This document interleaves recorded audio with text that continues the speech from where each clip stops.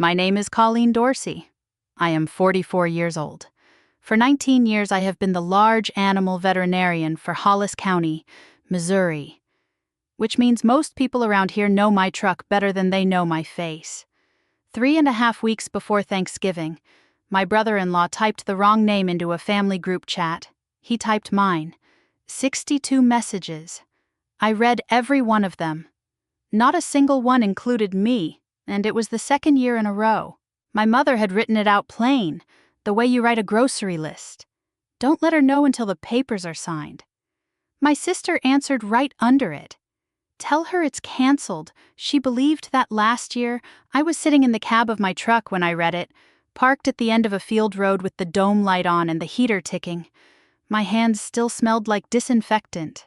Behind me, in a cold barn, there was a heifer with a calf that had come out backward an hour earlier. And both of them were going to be fine. I did not call anybody. I did not answer. On Thanksgiving morning, I sent one line into that chat. 2 hours later, my phone started ringing, and it did not stop. Here is the part none of them ever checked. 9 years ago, my grandfather walked into a small office on Main Street and filed a stack of paper. And not one person in my family read it all the way to the end. I want to be careful about how I tell this, because it would be easy to make it sound like I was clever. I wasn't clever. I was slow. It took me 19 years and one accident to look at my own family the way I look at a sick animal, which is to say I finally stopped listening to what they told me and started reading what they left behind. That group chat was the smallest of the 3 things I found out before spring. The heaviest one didn't come from anybody with my last name. Welcome back to Revenge by Truth. This channel is for the ones who get called and never get counted. If your name has ever been left off a list, and then you were told you invented the whole thing, sit down and stay a while, say something in the comments, and subscribe. So the next one comes to you. The call had come in at 10 minutes past midnight. A heifer at the Ochoa place, first calf, 3 hours into labor and nothing showing. I pulled my barn coat on over the same navy work shirt I had been wearing since Tuesday, and I drove out with the window cracked so the cold would keep me honest. She was down in the straw when I got there, breathing in that shallow way they get when they have already spent everything. I stripped to my shirt sleeves, pulled on a shoulder-length glove, and went in after the calf. Backward. Both hind feet presented, hocks locked, and the cord already pinched somewhere I could not see. There is no clever part of that job. You get a chain on one leg, then the other, and you pull with the contractions and not against them. And you talk the whole time in a low voice that is more for you than for her. It took 19 minutes. The calf came out slick and gray and did not breathe. I cleared his airway with 2 fingers and put a piece of straw up his nose to make him sneeze. And he sneezed. And then he breathed. And then he was a problem for tomorrow instead of tonight. My coat was hanging on the gate the whole time. My phone was in the pocket of it. I heard it going. You always hear it going. Out here, a phone buzzing at 2 a.m. means somebody else's cow. So I let it run and finished what I was doing. Cal Ochoa came out with a thermos while I was washing down. He is 71 and does not talk much. He looked at the calf standing on his ridiculous new legs. And he said, "Well," and I said, "Yep." And that was the whole conversation. That is what most of my work sounds like. I did not check the phone until I was in the truck. 62. Not 62 seconds of somebody trying to reach me. 62 separate messages, stacked one on top of another in a group I had never been in before. With a name at the top that had a little turkey next to it. I sat in the dark with the engine running and I scrolled up to the beginning because that is how you read a chart. You do not start where the panic is. You start at the top and you go in order and you do not decide what anything means until you have all of it. The first 30 were nothing. Who was bringing what? What time? Whether the good roaster was still at Mom's or in Tessa's basement. My father, Ray, was getting picked up at 4. Somebody was going to bring folding chairs. Message 19 was where the temperature changed, and I did not notice it the first time through. Tessa asked whether Monday was still on. Message 24 was my mother. Don't let her know until the papers are signed. Message 26 was my sister. 4 minutes later. Tell her it's canceled. She believed that last year. I read those two several times. I want to be accurate about what I felt, because I have thought about it a great deal since. It was not heat. It was the opposite of heat. It was the feeling I get when a set of numbers on a lab report finally lines up with something I have been looking at for 6 weeks and could not name. And I am relieved and sick at the same instant, because being right is not the same as being glad. Message 31 was blank. This message was deleted. Sent by Dale, my sister's husband. Deleted before I ever saw it. Which meant deleted before I was ever supposed to be in that room at all. I looked at that gray line for a while. Then I kept going because a thing you cannot read is not evidence of anything, and I did not have room in my head for a second mystery. Message 44 was Dale again, and this one he left up. He had talked to the auction company. Monday was locked. Auction company. Message 62.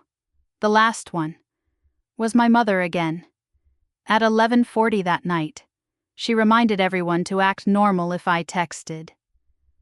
Act normal, which meant there was a version of normal they were performing, and I was the audience it was being performed for, and I had been the audience for a while. I did not call anybody. I want to be clear about that, because people have asked me since why I did not just phone my mother and have it out. I have a lot of answers for that now. At the time, I only had one, and it was the same rule I have had taped inside the lid of my truck box for 19 years, in my own handwriting, from my first month on the job. The animal cannot tell you where it hurts, and the owner will always tell you wrong. So I did what I do. I started at the top of the thread again, and I photographed every screen, in order, and I numbered them in the file name as I went. 62 messages came to 41 screenshots. My hands were cold enough that the first one came out blurred, and I took it twice. Then I turned the phone face down on the passenger seat and sat there while the defroster cleared a circle in the windshield. I did not know what Monday was. I have to tell you who I am before I go any further, because none of the rest of it makes sense otherwise. I cover Hollis County and about half of the county north of it, 90 miles in any direction from my clinic on the edge of Ballard, which is a town of 1,900 people with one stoplight and a grain elevator you can see from 6 miles out. I do herd health, breeding soundness exams, pregnancy checks, the occasional emergency surgery on a kitchen table when a horse comes in on a trailer at midnight. Calving season runs February through April, and during those weeks I keep a sleeping bag behind the seat and I do not always make it home. 19 years of that. I am good at it. I am good at it for one specific reason, and it is not that I love animals, although I do. It is that I am patient with details that other people find boring. I will stand in a lot for 40 minutes watching a cow that everybody swears is fine, because something about the way she is holding her left hind is 1 degree off.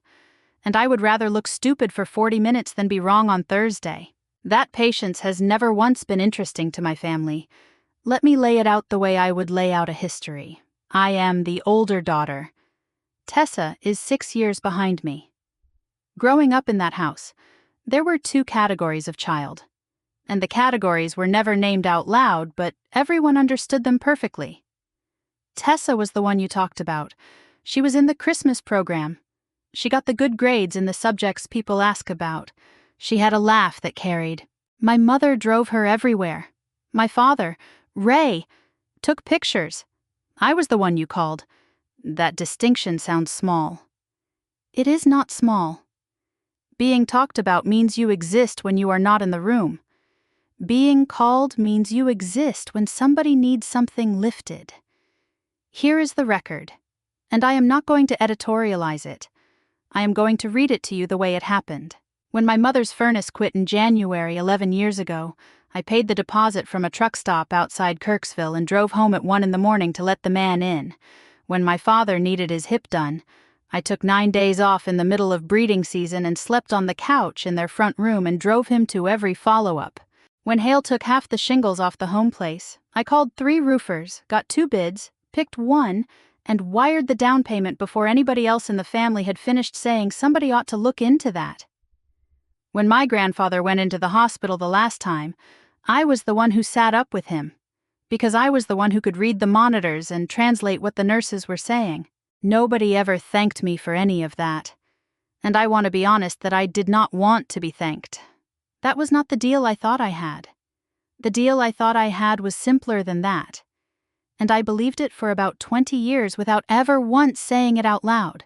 I thought being useful was the same as being counted. That is the whole thing. That is the sentence underneath everything that happened next.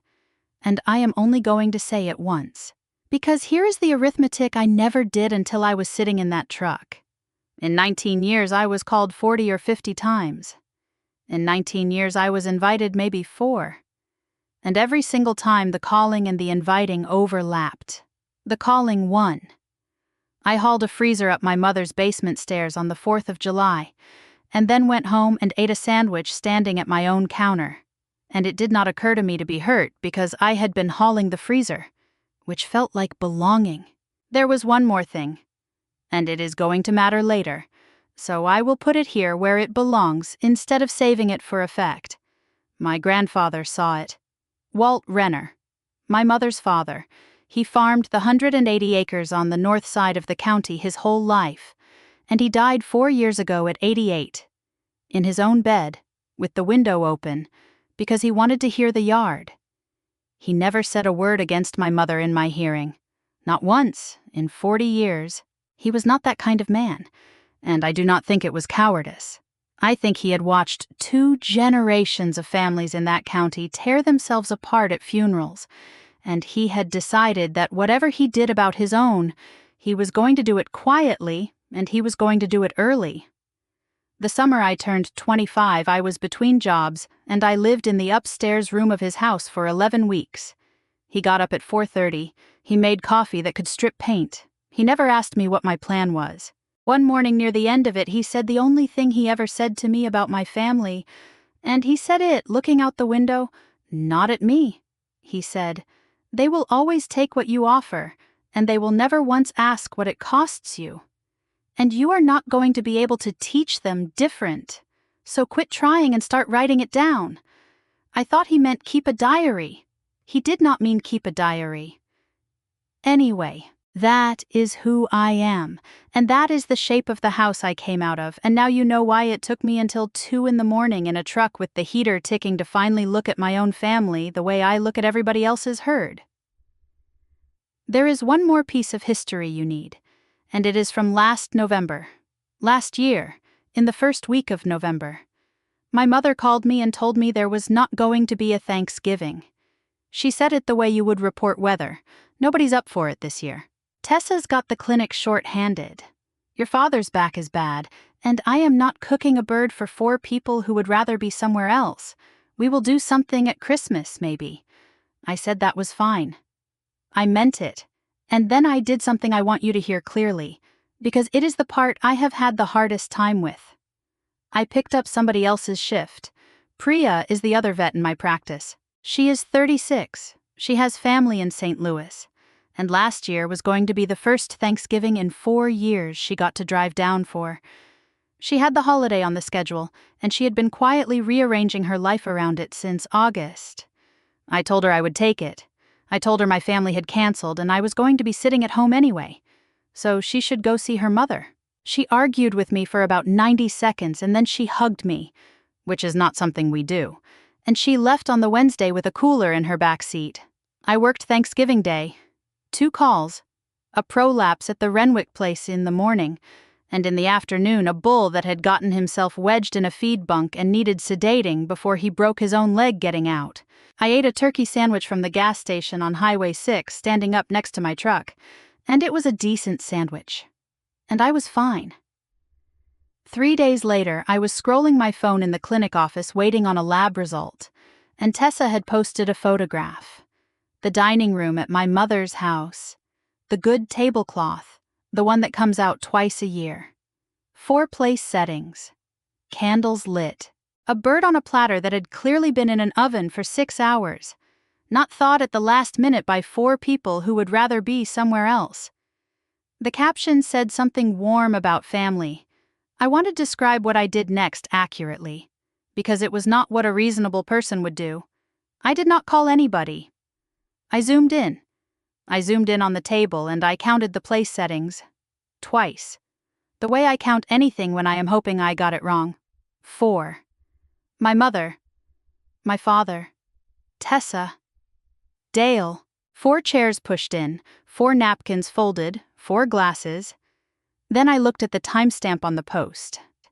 And then I looked at the photograph itself, at the windows behind the table, and I could see that the light was afternoon light.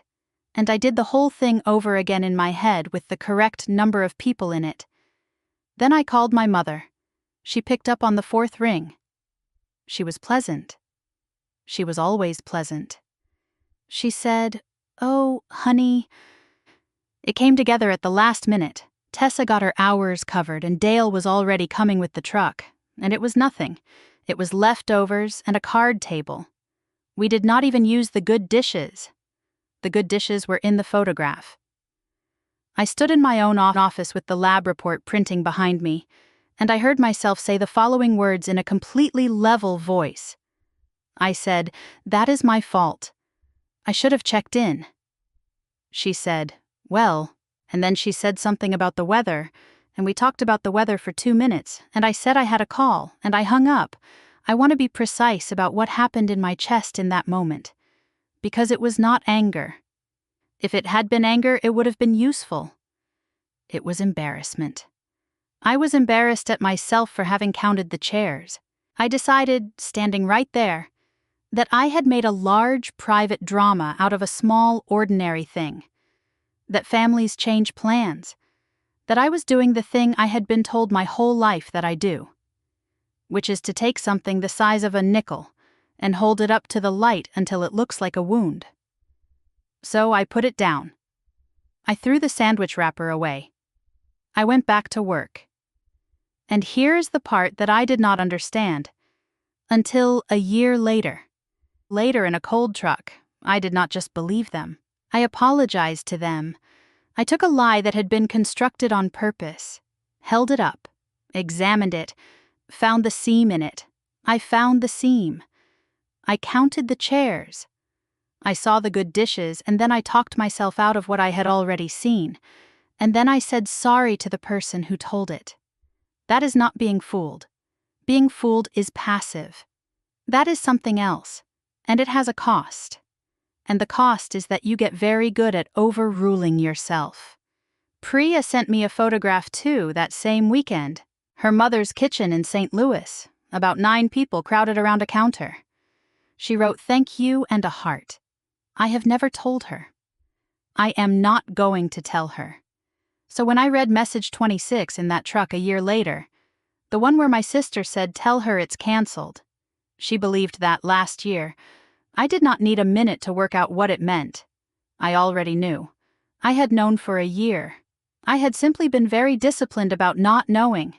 2 days after the group chat, I had a herd check at the Doyle place, which sits 8 miles past the home farm on the same gravel road. So I went by it. I want to be honest that I did not go by it for a reason. I went by it because that road goes past it, and I have driven that road 4,000 times. And my truck slows down at that gate the way a horse slows down at its own barn. I turned in. The place is 180 acres, row crop on the south and east, hay ground on the north bottom, and the buildings clustered up on the rise where you can see weather coming.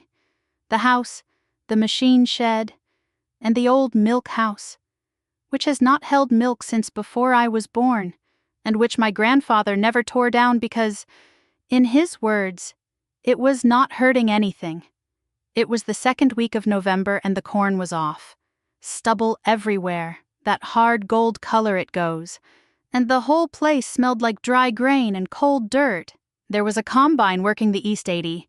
I could not see who was in the cab from that distance, but the machine lifted a hand off the wheel as I came up the drive, so I lifted one back.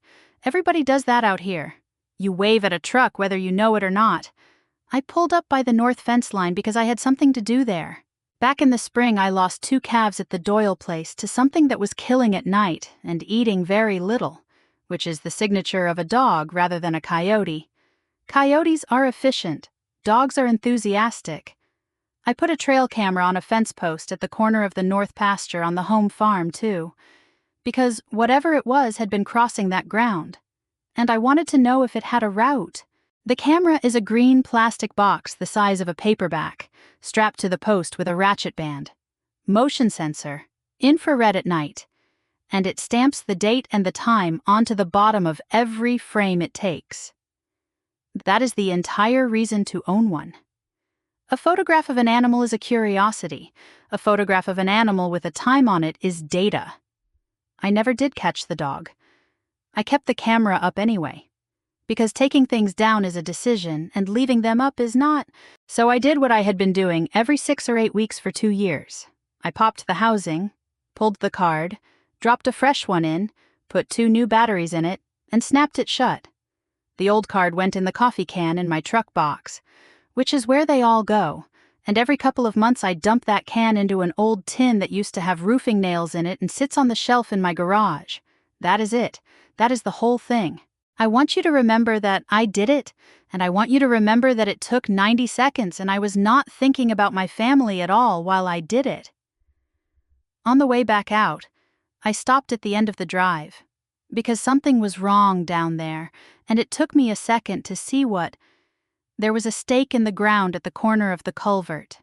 New wood, one end painted orange, and a strip of orange surveyor's ribbon tied to the top of it, whipping around in the wind. I sat there with the truck idling and looked at it. I know what those are. Everybody out here knows what those are. You see them before a road crew comes, before somebody puts in a new field entrance, before a tile crew starts. They also go in when somebody walks a property line with a plat map in their hand. I got out. I walked over to it. I looked down the fence line and I found a second one, maybe 200 feet along, and then I stopped looking because I had a herd check in 20 minutes and because I did not yet have any reason to connect a wooden stake to a phone full of screenshots. I took a photograph of it. I want to be clear that this was not detective work. I photograph things constantly. I photograph a lesion, a lame foot, a water tank with something wrong in it, a gate that somebody has wired shut in a way that is going to hurt somebody. It is a reflex, and the reflex predates all of this by 20 years. I got back in the truck and I drove to the Doyle place and I preg-checked 41 head, and I was there until dark. It was somewhere around cow 19 that my hands kept working and my head went somewhere else, and I found myself thinking, with no particular feeling attached to it, I do not know who put that stake in. Not my mother. My mother has not walked that fence line in 15 years. Not my father. I thought about Dale, because Dale owns a small grading outfit, and Dale is the only person in the family who owns anything with a blade on the front of it. And then I thought, well, sure, if anybody in that family was going to be helping with something on the farm, it would be Dale. And I let it go, and I finished the herd. That was the first time I thought his name in connection with any of it. I want to mark that, because at the time it went by like nothing. It was a thought that lasted maybe 4 seconds in a cold lot with my arm in a cow, and it did not come back for a very long while. When I got home that night, I put the fresh card in my laptop out of habit, scrolled through 106 photographs of nothing. Deer, deer, raccoon, deer, and closed it. I did not look at the old card. Why would I? It was already in the can. The wind came up hard that evening while I was finishing at the Doyle place. So on my way home, I pulled back in at the farm and went into the milk house to get out of it while I washed my arms down. It is 1 room. Concrete floor with a drain in the middle, whitewashed block walls gone chalky, 2 windows with wire glass. It smells like lime and cold stone, and under that, like sour milk, which I do not think is real anymore. I think that smell lives in my head. There is a shelf along the north wall at shoulder height, a coffee can of bolts, a liniment bottle with nothing in it, a stack of seed corn caps, and my grandfather's book. It is a ledger, hard-bound, black cloth. Corners gone soft and round the way they get. Walt kept one his whole life, and when one filled up he started another, and this was the last one. It had been sitting on that shelf for 4 years because nobody had decided what to do with it. I opened it in the middle out of habit, bought the roan bull off Kesterson, fixed the float on the north tank, rain, 6/10, that is what is in it. 60 years of a man writing down what he did that day, in a hand that got smaller as he got older, no feelings anywhere in it. Just what happened, and the date it happened on. I put it back. And standing there with my sleeves wet, I thought about the one afternoon I have gone back to more than any other afternoon in my life. And I need to tell it to you now, because everything after this turns on it. 9 years ago, Walt went down in the lot. His legs quit for about a minute, and he sat down in the mud on purpose so he would not go down hard, which is the most Walt Renner thing that ever happened. He was 83. The doctor in Ballard put him on a pill and told him to take it easy, and Walt said he would, and did not. 2 weeks later, he called me on a Wednesday and asked if I could run him into town Thursday afternoon. I assumed it was the doctor. I cleared my afternoon. He came out of the house in a jacket with a manila envelope under his arm. He did not say anything about it, and I did not ask, because you did not ask Walt about a thing he was carrying. We did not go to the doctor. He had me park in front of a storefront on Main Street with a hand-lettered sign that said, Tax Preparation and Notary Public, and a woman named Ruth Feeney inside it, 61 at the time, reading glasses on a chain. She knew him. Everybody knew him. They had already done most of it. There were papers drawn up by a lawyer over in Chillicothe, and Ruth had them, and Walt signed where she pointed. Then she looked at me and said, "And you are Colleen."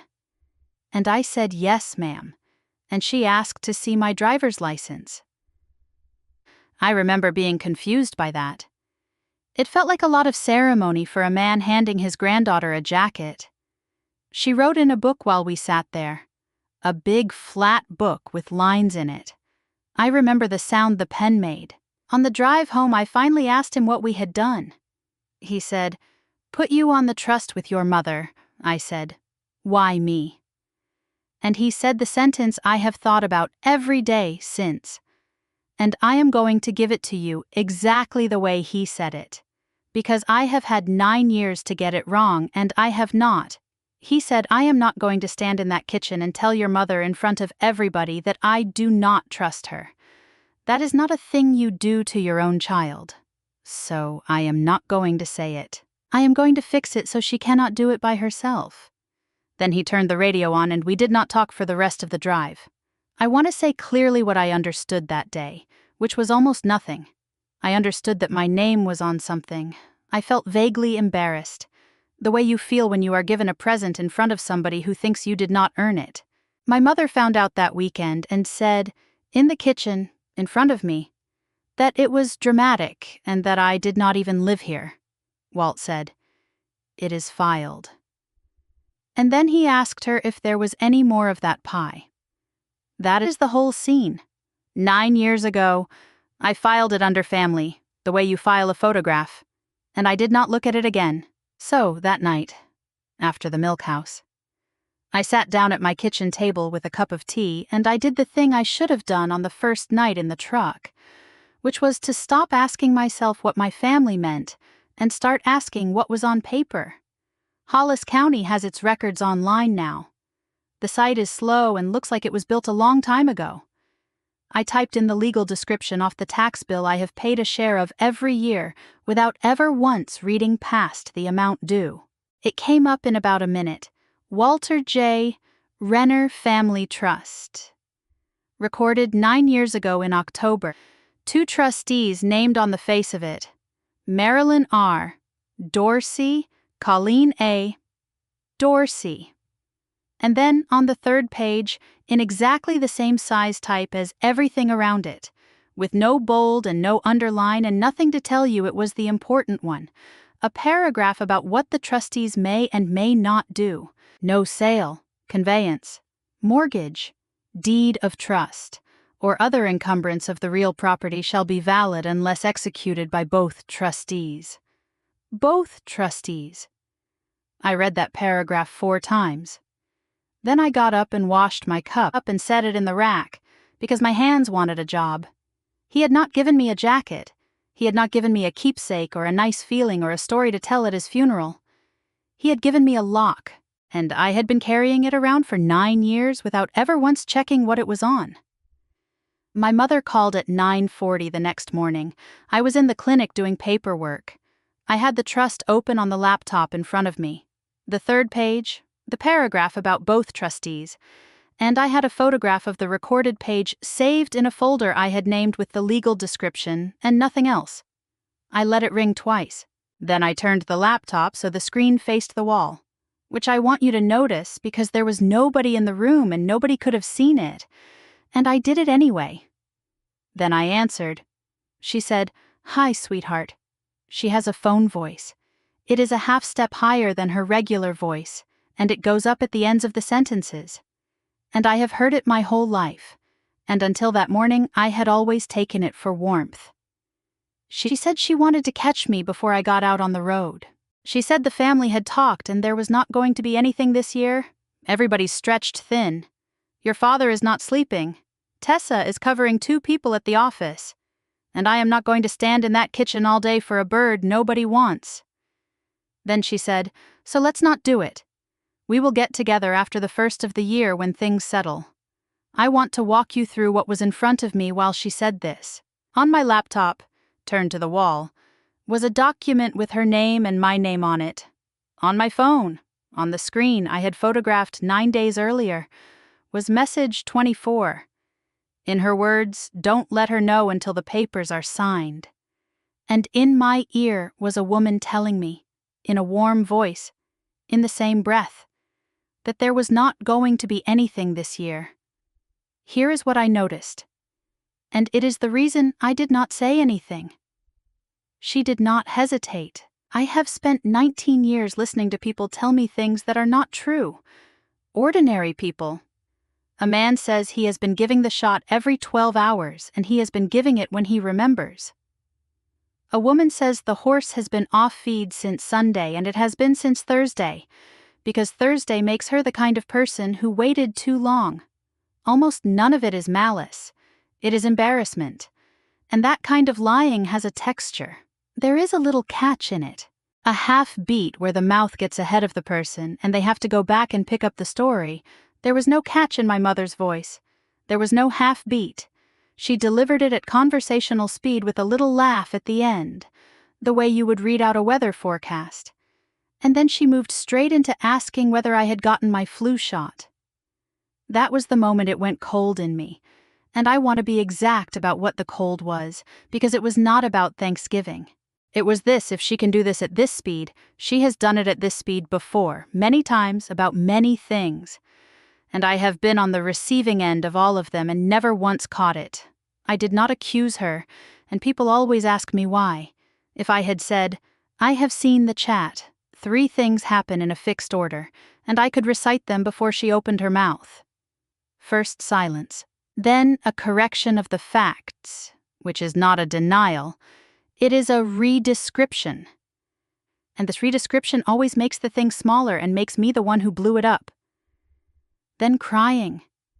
And the crying is real, in the sense that the tears are wet, and by the end of it, I am the one saying I am sorry. I have run that experiment enough times to know the result. So I said, "All right, that is a shame. But all right." She said, "Oh, good, I knew you would understand. You have always been the reasonable one. You have always been the reasonable one. I have been given that line my entire life, and I had never once heard it correctly until that morning. It is not a compliment. It is an instruction. It is a thing you say to somebody right before you need them to accept something, so that accepting it becomes who they are, instead of what happened to them. We talked about the weather, which was going to turn cold Thursday. She asked if I had gotten my tires done. I said I had. Then I said I had a call, and she said don't work too hard, and we hung up. 2 minutes and 40 seconds. I know that because when I set the phone down, I opened the call log and wrote it in the day sheet where I write everything else. Not the words. I did not record her, and I never have. Just the date, the time, and the length. In the same column where I write the time, a temperature was taken. That is not a normal thing to do to your mother.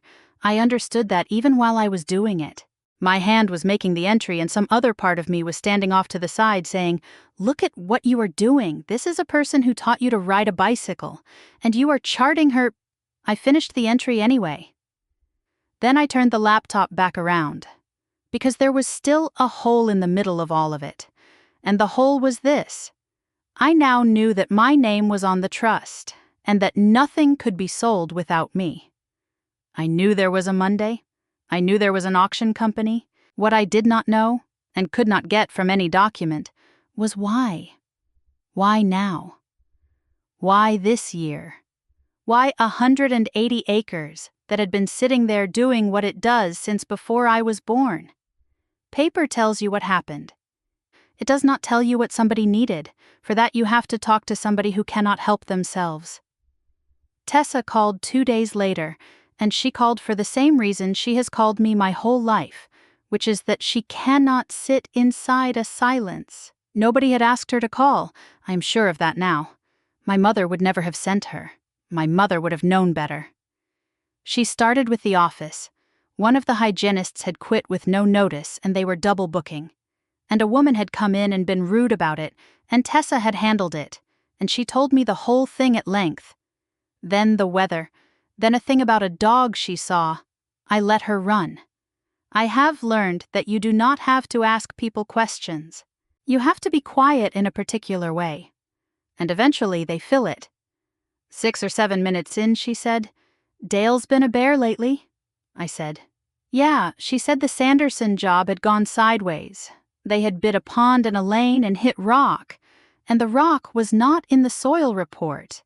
And Dale had eaten the difference because he would rather eat it than get a reputation. Then the county had put the bridge work out, and he did not get it.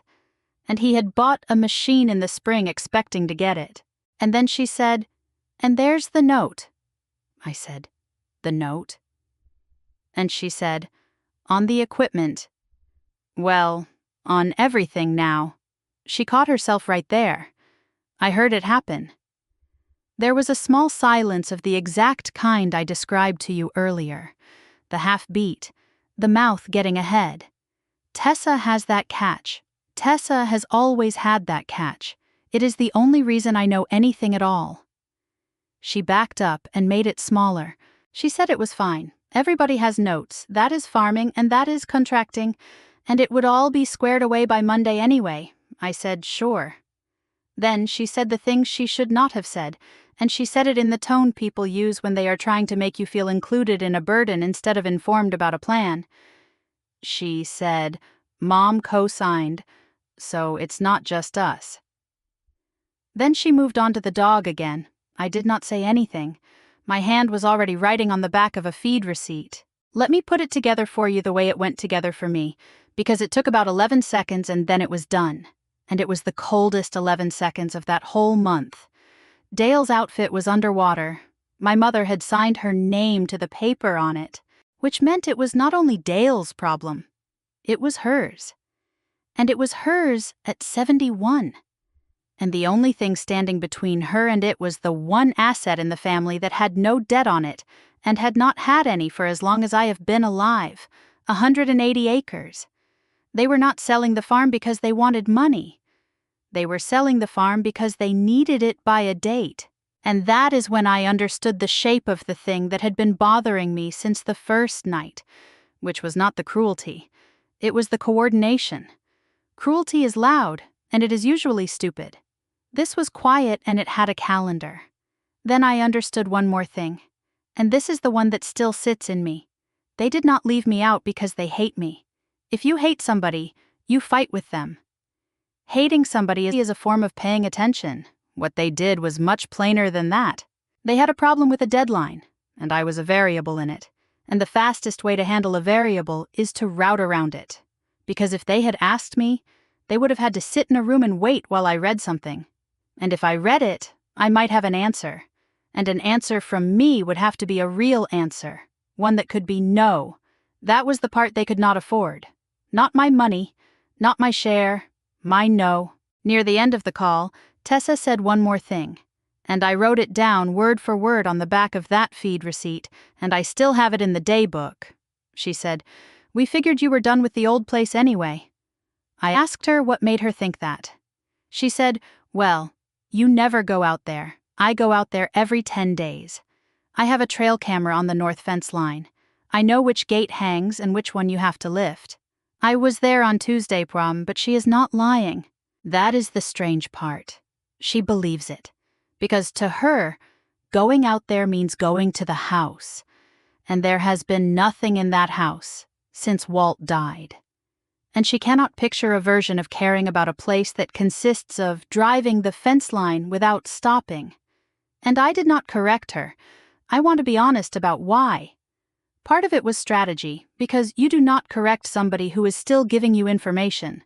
But the bigger part is that when she said it, some old thing in me sat down and thought, well, if that is what it looked like from the outside, maybe it is fair. 19 years of practice at overruling myself. It does not switch off because you have finally seen the paperwork. She said she should go. Then, before she hung up, she said, "Oh, and it's a shame about Thanksgiving." That was the only lie she told me herself. And it was the smallest one. And it is the one that got me. She said it the way you drop a coin in a jar on the counter. It cost her nothing. She was not even thinking about it. Then she said, "Love you," and hung up before I answered. She had told me almost everything. She never said the word auction, but there was one thing on that feed receipt in my own handwriting. Underlined twice. Squared away by Monday. The email came in on a Thursday evening while I was writing up a case. Subject line blank. From my mother. One line of text. "Honey, can you sign these and get them back to me by the weekend? Just the estate cleanup for Grandpa's. Love you." Attached was a file called Estate Cleanup Docs. I want to tell you exactly what I did, in order, because the order is the only thing I did right in that whole month. I did not open it on my phone.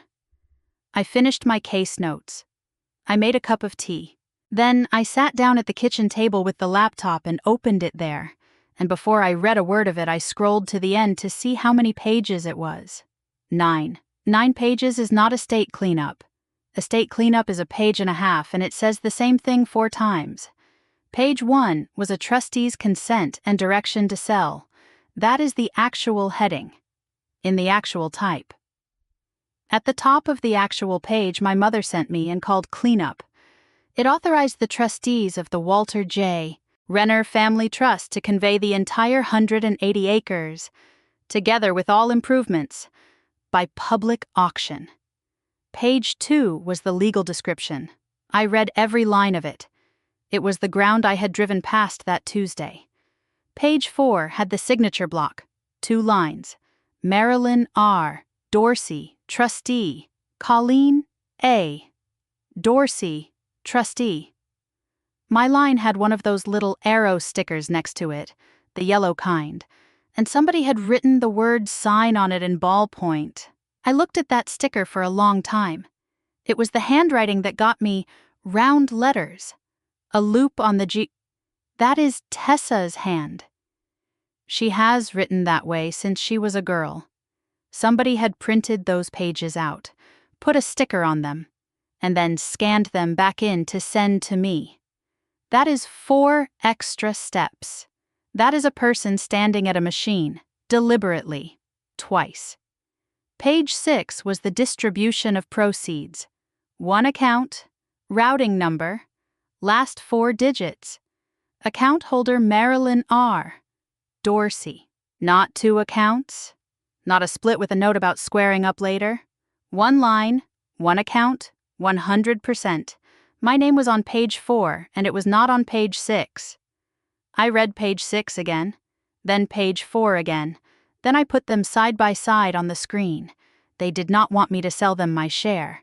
They wanted me to give it to them, and to do it on a Thursday between calls, on a scanned document with a sticker on it. In the 90 seconds, it takes a tired person to sign where the arrow says sign. And here is what took the wind out of me, and it is not the money. To send that document, my mother had to believe one specific thing about me. She had to believe I would not read past page 4. 19 years I have been reading.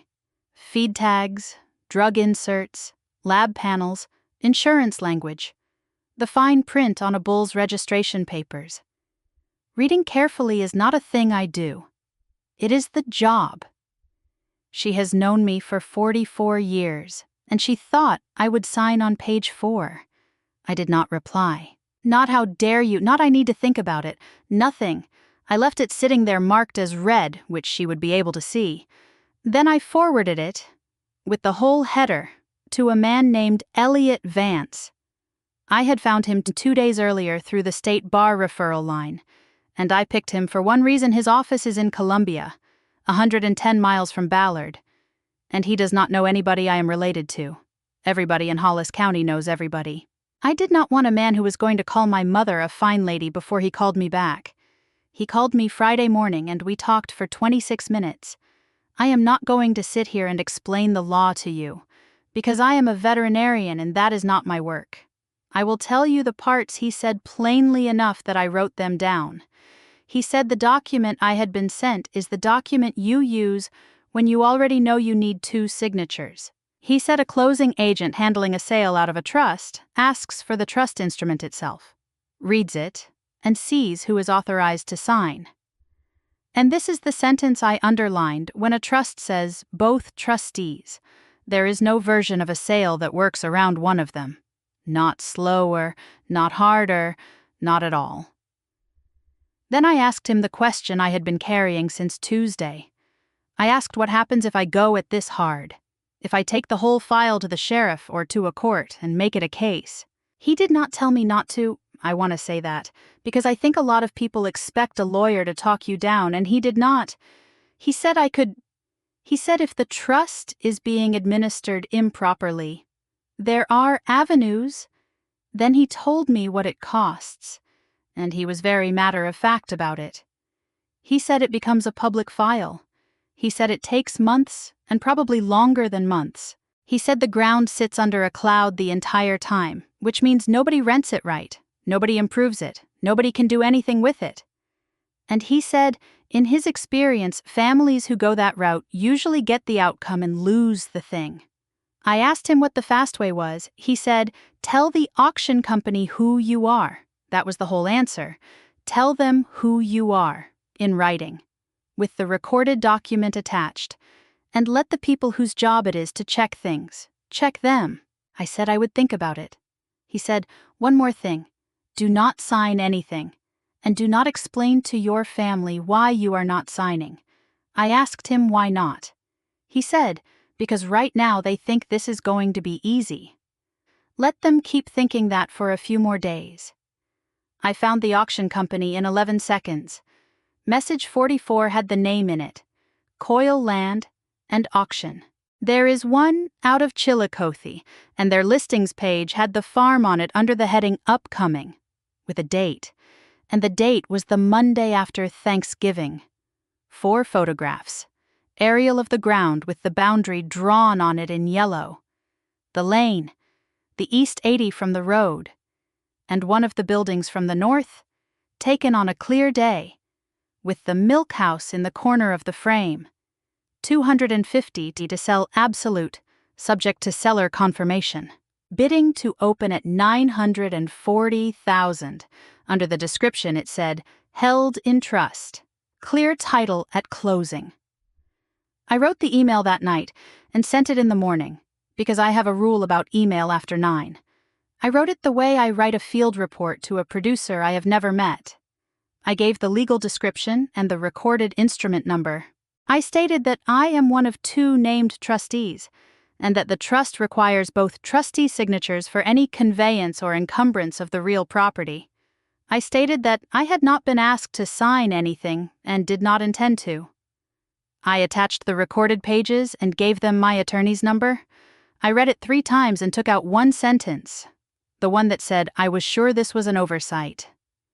Because it was not an oversight, and I was not going to hand anybody that word to use later. Then I sent it and went out on calls. Janine Coyle rang me at 2:10 while I was standing in a lot at the Renwick place with a syringe in my teeth. She was polite in the way of somebody doing arithmetic while she talks. She confirmed she had the attachment. She asked me to confirm my name and my relationship to the trust.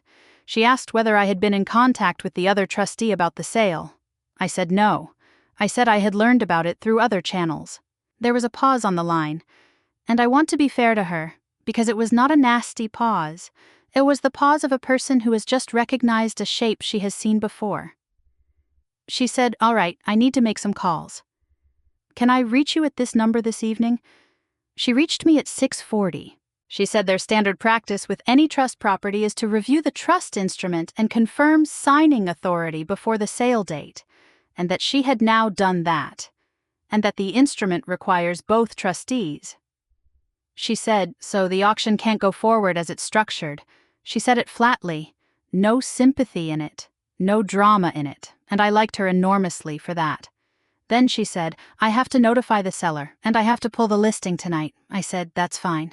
She said, and I'll be honest, we advertised these for 6 weeks. There are people who arranged financing to be at that sale.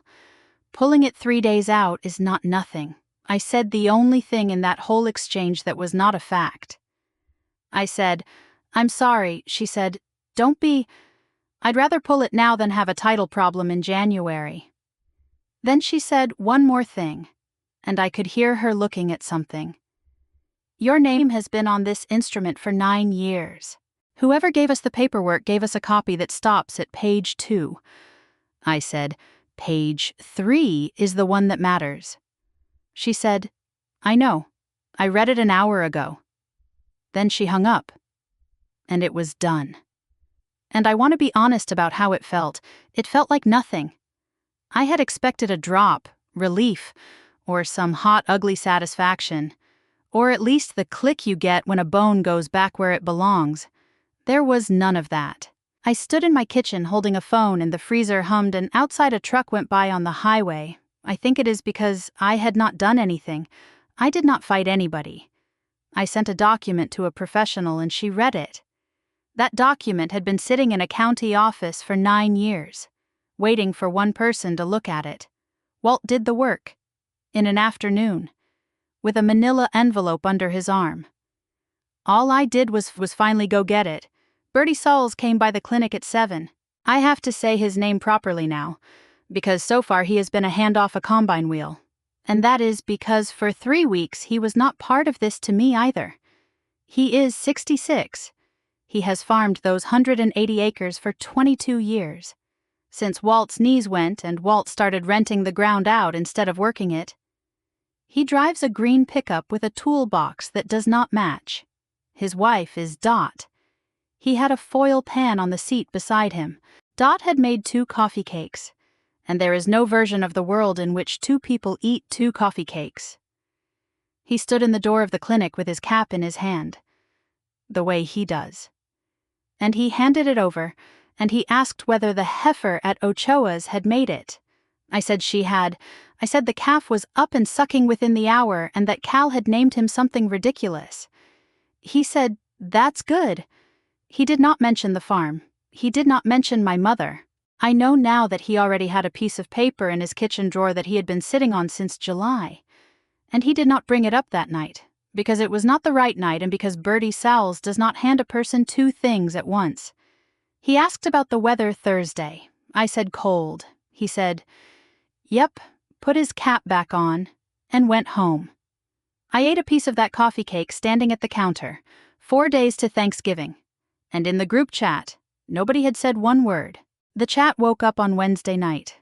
Not about the auction. Nobody said one word about the auction, which told me my mother had gotten the call and had decided to sit on it, the way she sits on everything, in the belief that a thing you have not told anybody is a thing that has not happened yet. Dale posted a photograph of the dining room. Table extended, leaf in, cloth on. Tessa sent hearts. My father sent a turkey. My mother wrote, "Don't forget, nobody brings up Colleen tomorrow. She thinks it's off. She thinks it's off." I read that from my couch with a cup of tea going cold in my hands. And upstairs somebody was playing music with the bass thudding through the ceiling. Slow, like something with a pulse. I did not sleep much. I got up at 6 because that is when I get up, made coffee, and sat down at the kitchen table with the phone face up. The chat had been going since 7. Tessa, happy Thanksgiving with a tree. Dale, morning all. My father sent a sticker of a pilgrim, which I am fairly sure he did not mean to send. At 8:19, my mother posted a photograph of the table set. I want to describe it the way I saw it, because I did not see it the way a daughter sees a table. 4 plates.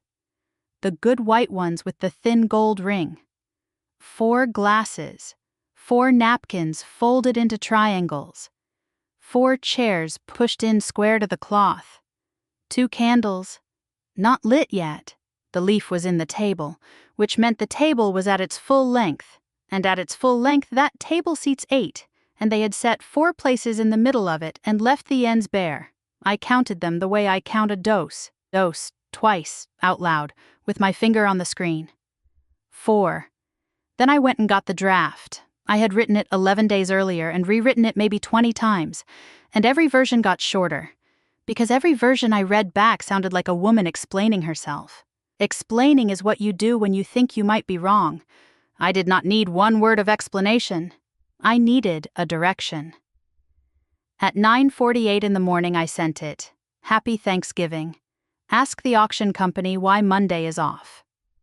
Then I set the phone down on the table. Screen up. And I put my hands flat on either side of it. And I waited. The typing bubble came up under Tessa's name. It went away. It came up under my mother's name. It went away. It came up under Dale's and stayed for 11 seconds, which is a long time, and then it went away too. Nobody sent anything. The chat that had been full of pilgrims and hearts 4 minutes earlier went completely silent, and it stayed silent. And I sat there and watched the little bubbles come and go 6 more times while nobody typed a word. That is the part I have thought about most. They were not silent because they had nothing to say. They were silent because there was nothing in my message to argue with. I had not accused anybody. I had not raised my voice. I had given them no account of where any of it came from. I had pointed them at a woman in Chillicothe who had a document in front of her and no reason on earth to protect them.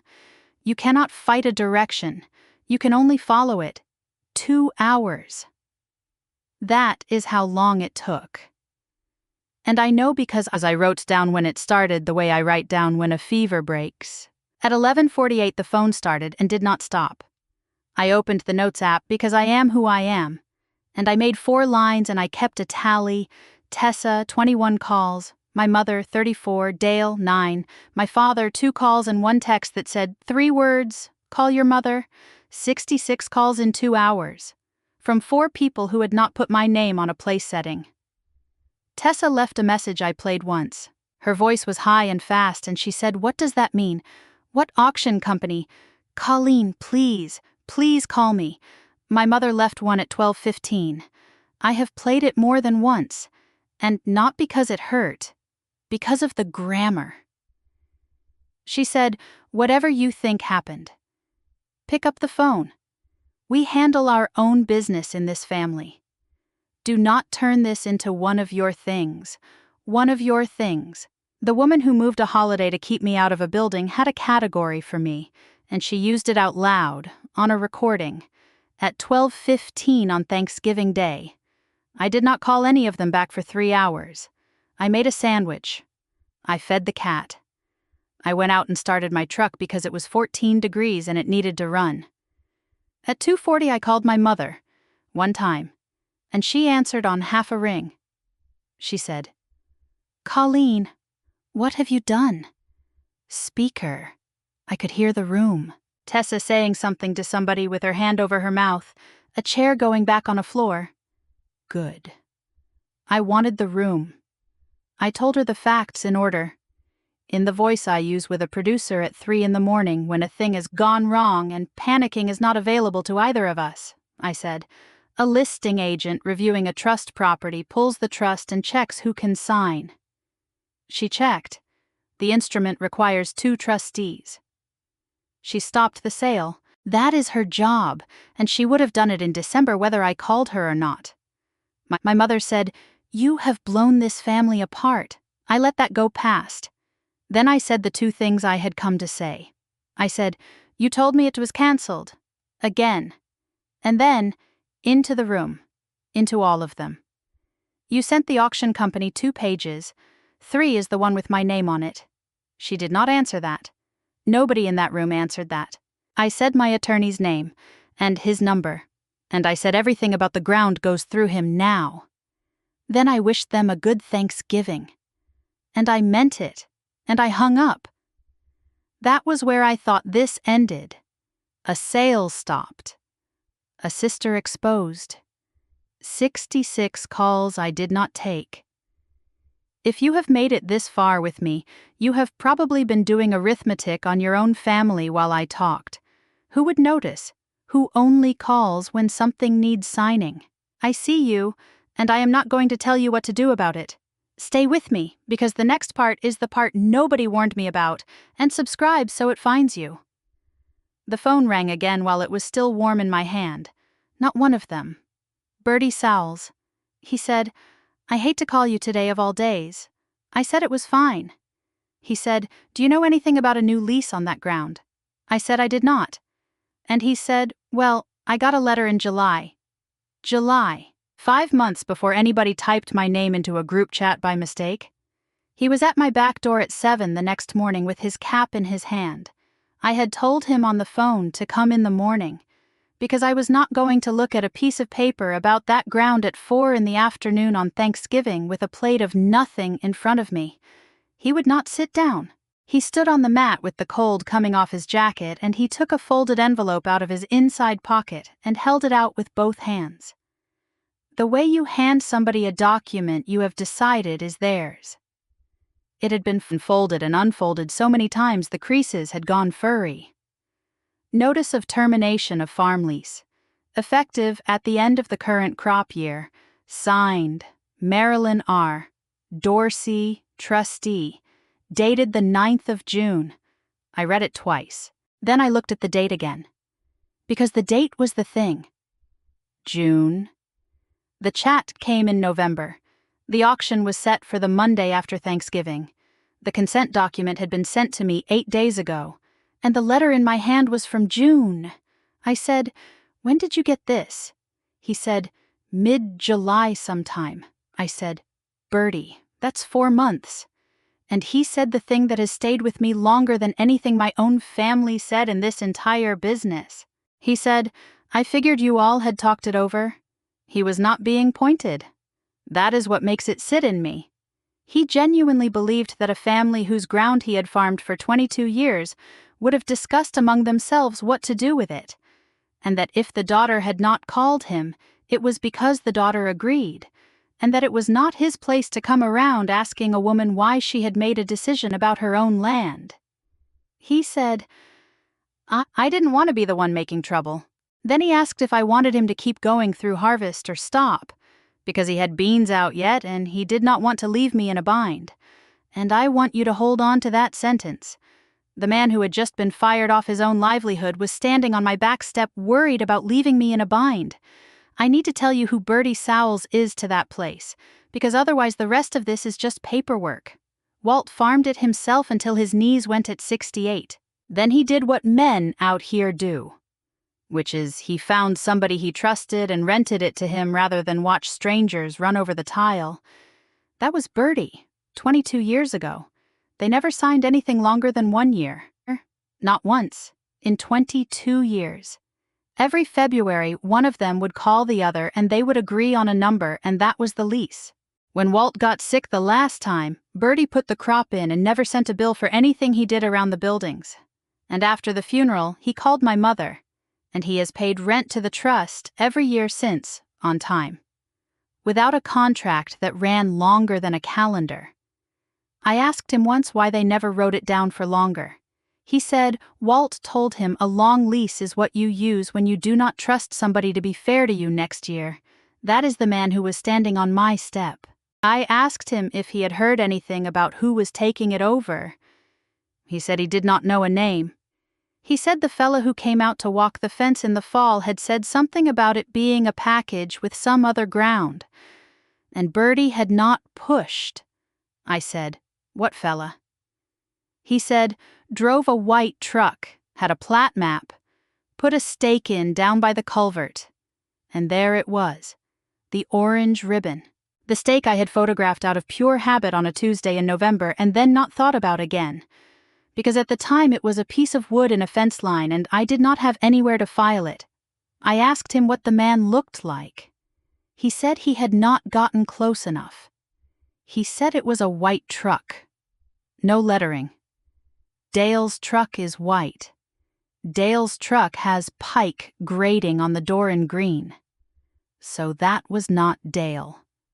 Or that was a different day. I wrote both of those down. And I want to be honest that I wrote them down in the wrong order, with the second one underneath and no star next to it. Because at that moment I was building a case about a lease and not about a man. Before he left, I asked him what he was paying. He told me I asked him to say it again, because I thought I had heard him wrong. And he said it again. And then he said, "It's a fair number for what it was when we started. And I've never asked for a break." I said, "That's what I'm paying now. That's what the new one says." I said, "What new one?"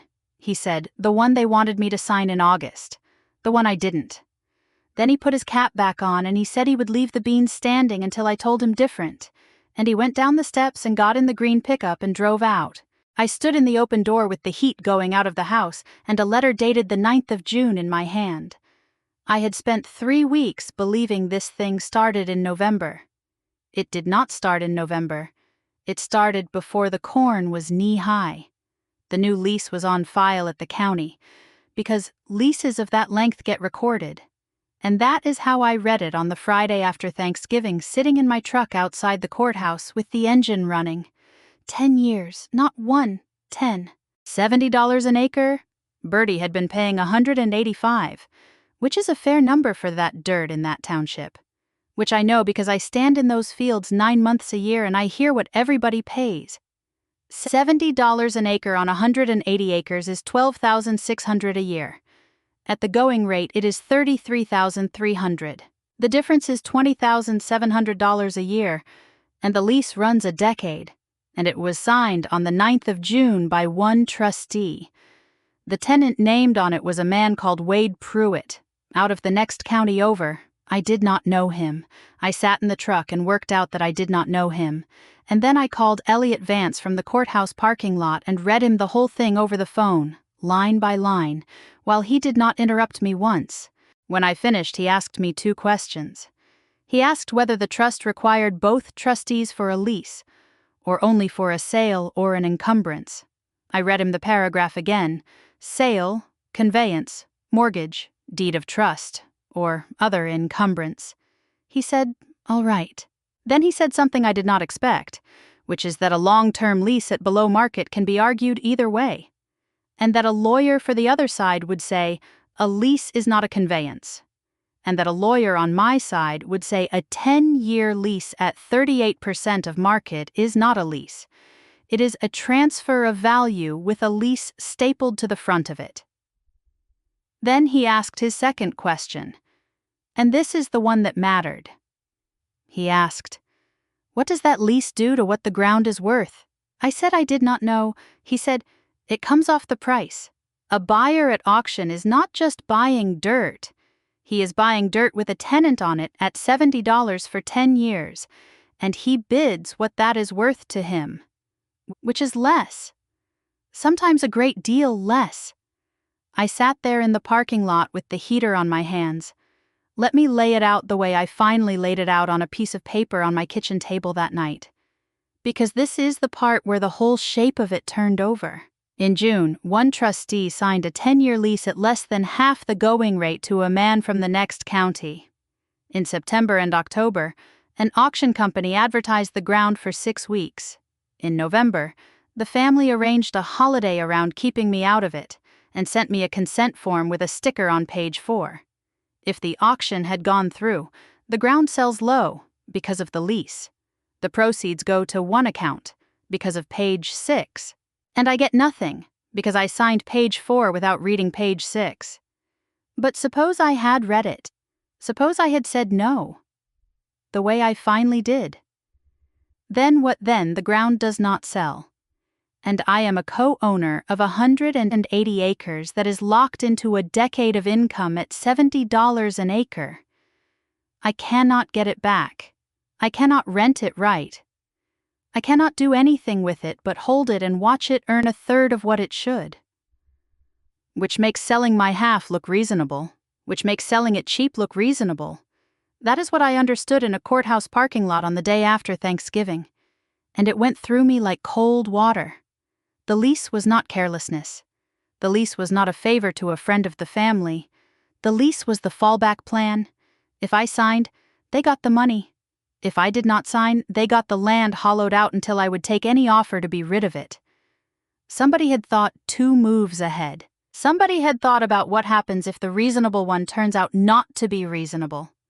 And I want to be honest with you about the next thing that went through my head, because it was not clean and it does not make me look good. I thought my mother did not think of this. I have known that woman for 44 years. She is careful about appearances and she is very good at arranging a room. She has never in her life thought 2 moves ahead about a financial instrument. She could not tell you what a below-market lease does to an appraisal, because she has never once had to know. Somebody drafted that lease. Somebody found Wade Pruitt. Somebody walked the fence line in a white truck with a plat map and put a stake in by the culvert in the fall. And her name was the one on the signature line. I sat with that for about a minute. Then I did what I always do with a thought I cannot support, which is that I put it in the back of the book and I went back to what I could prove. What I could prove was this: on the 9th of June, my mother terminated a 22-year tenant and replaced him for a decade at a number that only makes sense if the point was not the rent. I drove home. I dug out a roll of butcher paper from the clinic supply closet, taped 4 feet of it to the front of my refrigerator, and started a timeline the way I chart a herd outbreak. Date on the left, event on the right, source in the margin. The first entry was June 9th. I remember thinking, standing there with a marker in my hand, that I was finally doing the thing my grandfather told me to do in a kitchen when I was 25 and did not understand him. Quit trying to teach them. Start writing it down. There were 3 vehicles in the drive when I got to my mother's house on Sunday. I had called and said I was coming by. I had said it plainly, no agenda in my voice, because I wanted one conversation with her about a piece of paper. I did not get one conversation with her. I got a room, Tessa's car, Dale's white truck, the one with Pike grating on the door in green, and my father's, which does not go many places. I sat in the drive for a second with my hands on the wheel. I want to describe the kitchen because I grew up in it, and because everything in it was where it has always been. The wall clock with the rooster, the canister set, the window over the sink that looks out at the propane tank and past it to the road. They were already sitting. Coffee already made. My mother had a cup out for me before I got my coat off, and she made it the way I take it, black with 1 sugar, which she has known since I was 19. I want you to understand how good that is. That is not calculation. That is a woman who genuinely knows how her daughter takes her coffee, doing a kind thing, in a room she has arranged so that the kind thing will land first. She said, "Sit down, honey. Let's all just talk." Then she talked for 11 minutes. I timed it, because I have a habit now. And because after about the third minute I understood that I was not in a conversation, I was in a presentation, and the presentation had been rehearsed. The story she told went like this: that she and Tessa had been carrying the burden of the place for years while I lived my own life, that the taxes and the upkeep had fallen on them, that everybody had agreed the ground should be sold while the market was good, that I had been hard to reach, that nobody had wanted to bother me during calving, that the whole thing had been handled the way it had been handled out of consideration for me, and that now, because of a phone call to an auction company, Tessa and Dale might lose their house. I let all 11 minutes run. I did not interrupt once. I want to tell you what it is like to sit in a room and be told the story of your own life by people who were there for a different one. It is not rage. Rage would have been easier. It is a kind of vertigo, because every individual sentence is almost true. I did live my own life. I am hard to reach in March. Nobody did want to bother me. If you take those 3 true things and set them next to each other in the right order, you can build a version of the last 9 years in which I am the one who left. The only thing missing from her account was the 9th of June, and the 9th of June was in my coat pocket. Tessa cried at minute 7. She said, "We were going to tell you." She said, "You don't know what this year has been like." Dale said one thing the entire time. He waited until my mother had finished, and then he leaned forward with his elbows on his knees and said, "For what it's worth, Colleen, I told them this was a bad way to do it. You should have been at the table from the start." It was the only fair sentence spoken in that kitchen in 11 minutes. My mother did not like it. She said his name, once, in a tone. He put his hands up a little and said, "I'm just saying she's not wrong to be upset." I looked at him and I thought, well, at least one of them can see it. I want you to remember that I thought that. I want you to remember exactly how it felt, because it felt like relief, and relief is a very expensive thing to feel in a room like that. Then I took the letter out of my coat and put it on the table. I did not say anything about the auction. I did not say anything about page 4 or page 6 or the woman in Chillicothe. I asked one question. I said, "What's the rent on this new lease?" My mother looked at it for a second. Then she said, She said, "That's just the lease. Bertie was getting on in years and Wade came recommended." I said, "What's the rent?" She said she did not have that in front of her. She said she would have to look. She said Dale had handled the paperwork end of it because she does not do well with all that. And I watched my sister's face when she said Dale's name. Tessa looked at her husband, not at my mother, not at the letter, at Dale, fast, and then away, and then down at her coffee. It was less than a second. If I had been anywhere else in that room, I would have missed it. I have watched animals my whole working life, and there is a thing a cow does with her head when the noise she is afraid of is not the noise everybody else is looking at. It is not fear of the thing in front of her. It is checking on the thing behind her. That is what my sister's face did. At the time, I filed it as guilt. She was embarrassed. Her husband had done the paperwork. They were in trouble. She could not look at him.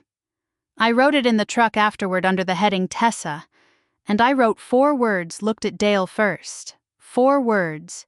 No star, no underline. 3/4 of the way down a page about a lease. My mother said, "Sweetheart, it is $70.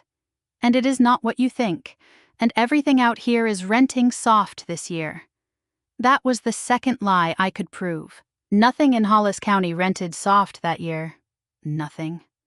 I put my cup in the sink. Because you put your cup in the sink in that house, and I said I would be in touch through my attorney. And I got my coat. My mother followed me out to the porch, and in the cold, in a voice I had never heard her use, she said, "You have no idea what I am holding up. I did not find out from a stranger. That is the part I would change if I could change one thing." The first Sunday in December there was a soup supper at the Methodist Church in Ballard. I am not a member. I go about 4 times a year. At the suppers, because half my clients are in that basement and because a woman who works alone in a truck ought to sit in a room with people once in a while, I came in through the side door by the coat rack, which is what you do if you are late. And I stopped in the little hallway to get my boots off, and I could hear the kitchen through the open pass-through. My mother was in there with 2 women from the altar guild.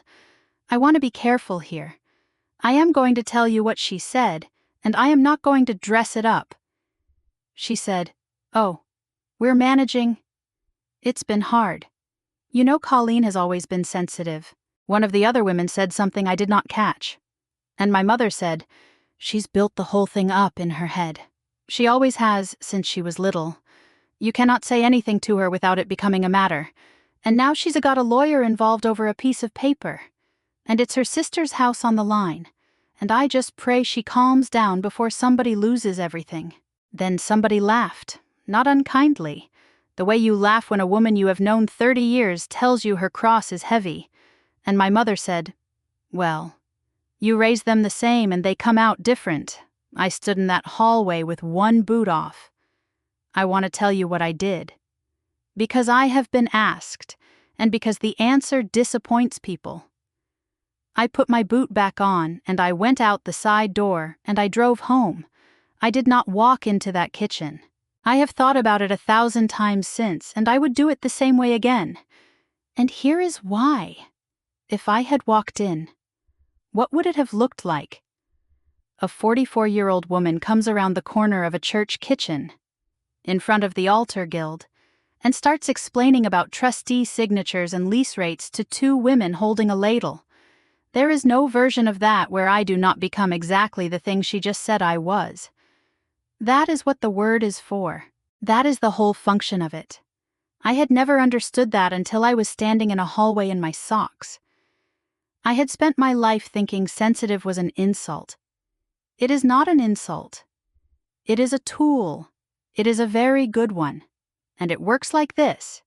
It gets installed early, so that everyone has the word ready before there is anything to use it on.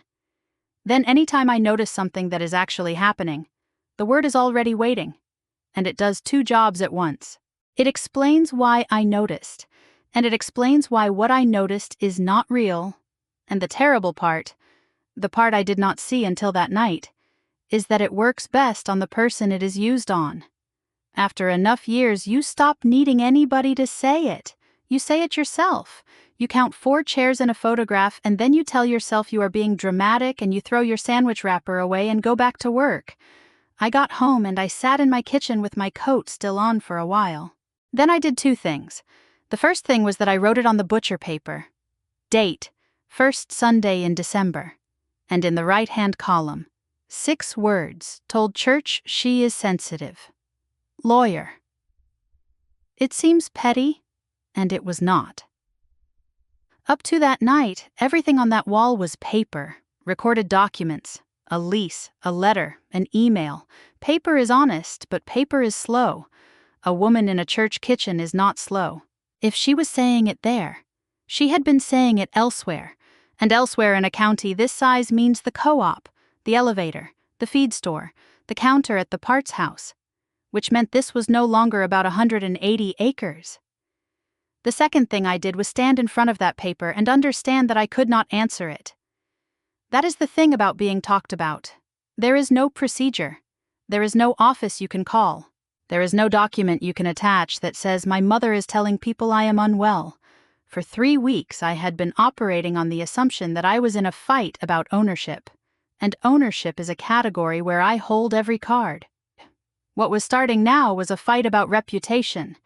And in a fight about reputation, the person with the most mouths wins. And my mother has known everybody in Hollis County since she was a school secretary, and she has known most of them since they were 9. I have 1 truck and a telephone. I did not sleep well that night either. It was the first night in the whole business where I was frightened. And it was not about the land. I sat up around 2 and did the arithmetic on my own practice, which I had never once had to do. 61% of my income comes from 11 operations. All 11 of them are within 22 miles of that church basement. 9 of the 11 have somebody in the family who was at the supper that night. I do not have a contract with any of them. Nobody does out here. You have a relationship. And the relationship is that when it goes bad at 2 in the morning, they call your number instead of the number in Chillicothe. That is the entire business. That is the whole thing. And it can be taken apart one kitchen at a time by a woman who does not have to say a single provable untrue thing, because she does not need to prove anything. She only needs to be sad about me in front of enough people. The Renwick call came on the 11th of December. Gary Renwick has a cow-calf operation, 240 head north end of the county. I have done his herd work for 14 years. I preg-check his cows in the fall and I do his bull exams in the spring, and I have been in his corral at every hour a clock has. He called me at 4 in the afternoon, which is a strange time for him. He said he was going to go a different direction on the herd contract this year. I said, all right. I asked if something had gone wrong. He said no. He said it 3 times, actually, which is how I knew. He said, we're just looking at some things. I asked if I could ask who he was going with. He said he had not decided. And then he said a name, which meant he had decided.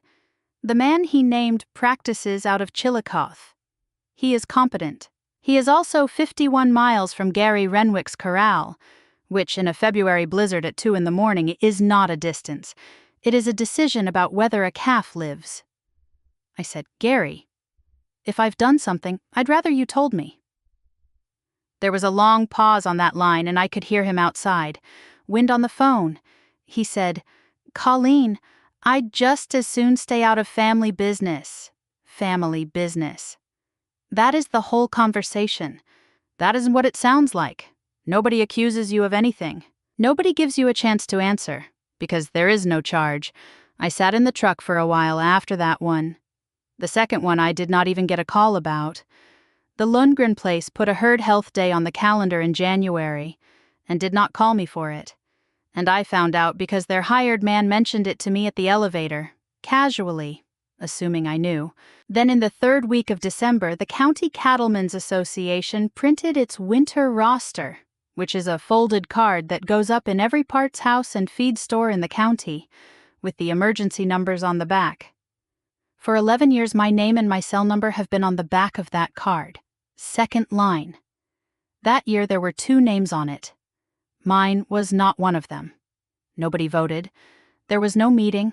Somebody reprinted a card. I want to be exact about what this does to a practice like mine, because from the outside it sounds like hurt feelings. 61% of my income comes from 11 operations. I lost 2 of the 11 inside of 3 weeks. Between them, that is about 19% of my year. But the number is not the wound. The number I could survive. What I could not survive is the other thing, which is that in a county this size, a herd contract does not move quietly. When Gary Renwick goes to Chillicothe for his fall work, every man at that elevator knows inside a week, and not one of them knows why. And so each of them makes up a reason, and the reason they make up will be the one that is already available. She has always been sensitive. She got a lawyer involved. There is something going on with the Dorseys. I had one conversation in that period that I will keep. Priya came into the office the 3rd week of December and sat down on the corner of my desk, which she does not do, and said, I took the 2 overnights this weekend. I said she did not have to. She said, I know I don't have to. Then she said, whatever this is, you look like a woman who has not slept since Thanksgiving, and I am not going to ask you about it. And I am also not going to let you do the Kavanaugh calving check on 4 hours. Then she left. That is the whole scene. It took 90 seconds. I sat at that desk afterward and put my hands over my face for a minute. And it was the first time in 5 weeks that anything got through. Here is what I want to say about that stretch of December. And then I will move on. Because I have promised you I would not circle. I was not frightened when I read 62 messages in a truck. I was not frightened when I read a consent form with a sticker on page 4. I was cold, And I was clear. And I was working. I got frightened on the 11th of December on a phone call about a herd contract, because up to that point everything they had done was to a thing I own. 180 acres is a possession. I did not grow up on it. I do not live on it. If it burned to the dirt, I would grieve it the way you grieve a photograph. What was happening now was to the only thing I have ever actually built. 19 years of 2 in the mornings. 19 years of being the one who answers. That is not property. That is not on a recorded instrument in Hollis County. There is no page 3 anywhere in the world with my name on it that says, Colleen Dorsey is the person you call. That gets built one call at a time, and it can be taken apart the same way. And there is no document you can attach to an email to stop it. That was the week I understood that my mother had chosen her ground better than I had. I had been fighting on paper, where I hold everything. She had moved the fight to a place where paper does not go. I stopped answering the second week of January. Not answering people. Answering the thing. Up to then, everything I had done had been a response. Somebody sent me a document. I read it. Somebody ended a lease. I looked it up. Somebody talked in a church kitchen. I stood in a hallway with one boot off. That is how you lose. And it took me until January to see it. And what finally showed me was a heifer. The Kavanaugh place had a 2-year-old that had been off for 8 days. Nothing dramatic. Slightly slow to the bunk. A half degree of temperature that came and went. And one morning she stood with her back roached up for about a minute and then quit. The owner had a story for every single one of those. She got bumped at the gate. The feed changed. The weather turned. None of it was wrong. That is what people do not understand. Every single explanation he gave me was a real thing that really happened. He was not lying. He was doing what everybody does, which is to hand you a reason for each fact separately so that no 2 facts ever have to sit in the same room. So I quit listening to the reasons and I put every single thing on one sheet in order of date. Temperature, appetite, posture, manure, what she weighed on the 12th, what she weighed on the 20th. Once they are in a column and not in a conversation. It took about 9 seconds. Hardware. She had eaten a piece of wire out of a bale sometime around Christmas, and it was working its way through her. I drove home and I stood in front of 4 feet of butcher paper taped to my refrigerator, and I thought I have been letting them hand me the facts one at a time. So I did it properly. I want to walk you through what I actually asked for, because people always imagine there was some brilliant move. And there was not. It was clerical work. I asked Elliot Vance for one thing every instrument recorded against that legal description in the last 5 years. Not the last 5 months, not the trust. Everything. Every filing. Every release. Every affidavit. Whatever a search turns up. I called the county extension office and asked for the published cash rent survey for the district for the last 3 years, which is public and which anybody can have for the asking, and which I had never once looked at in my life because I did not need to. I called the auction company back, and Janine Coyle sent me the marketing package that had been prepared in September, which included the aerial, the soil productivity index, and the sheet a bidder would have been handed at the sale. And I asked Bertie for 2 things: the letter he had already given me, and a copy of the lease he was asked to sign in August and did not. He brought it up himself the next morning. He had it in the same drawer. The August draft is important, and I will tell you why in one sentence. It is the same document as the recorded June lease, with the same tenant named on it, and a different number. The one they wanted Bertie to sign in August was $140 an acre for 1 year. The one recorded in June was $70 an acre for 10. Both existed. Both were prepared by the same hand, which meant that in August, somebody was still trying to make it look ordinary. And in June, the actual instrument had already been recorded, and the 2 were never meant to sit next to each other on a table. I taped them side by side on the refrigerator. The extension survey went up next to them. Cash rent for that district 3 years running, in a range, in print, from an office with no dog in this fight. The lowest number on it for good cropland was 162. That is what I mean by doing it properly. I did not have to prove that $70 was a betrayal.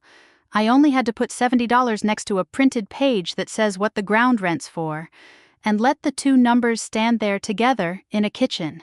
The recorded search came back from Elliot on the 17th of January. It ran 9 pages. Most of it was nothing. The original deed into the trust. A right-of-way for the rural water district from before I was born. A release of an old note of my grandfather's from 2006. And one entry I did not understand. An instrument recorded 2 years ago in September. Not a lease, not a deed. The index line described it as a power of attorney. And it named the trust. And it named the legal description. And the party granting it was listed as Colleen A. Dorsey. I read that line 4 times. 2 years ago in September, I had granted somebody the power to act for me on that ground. I had no memory of it whatsoever. Now, I want to be honest about what I thought, because what I thought was not a twist. What I thought was, I have signed a great many things in 19 years. And I signed fast. And I have absolutely put my name on documents in a truck cab with a pen that was running out. And it is entirely possible that at some point, somebody in this family put a form in front of me, and I signed it without reading and forgot. That is what I thought.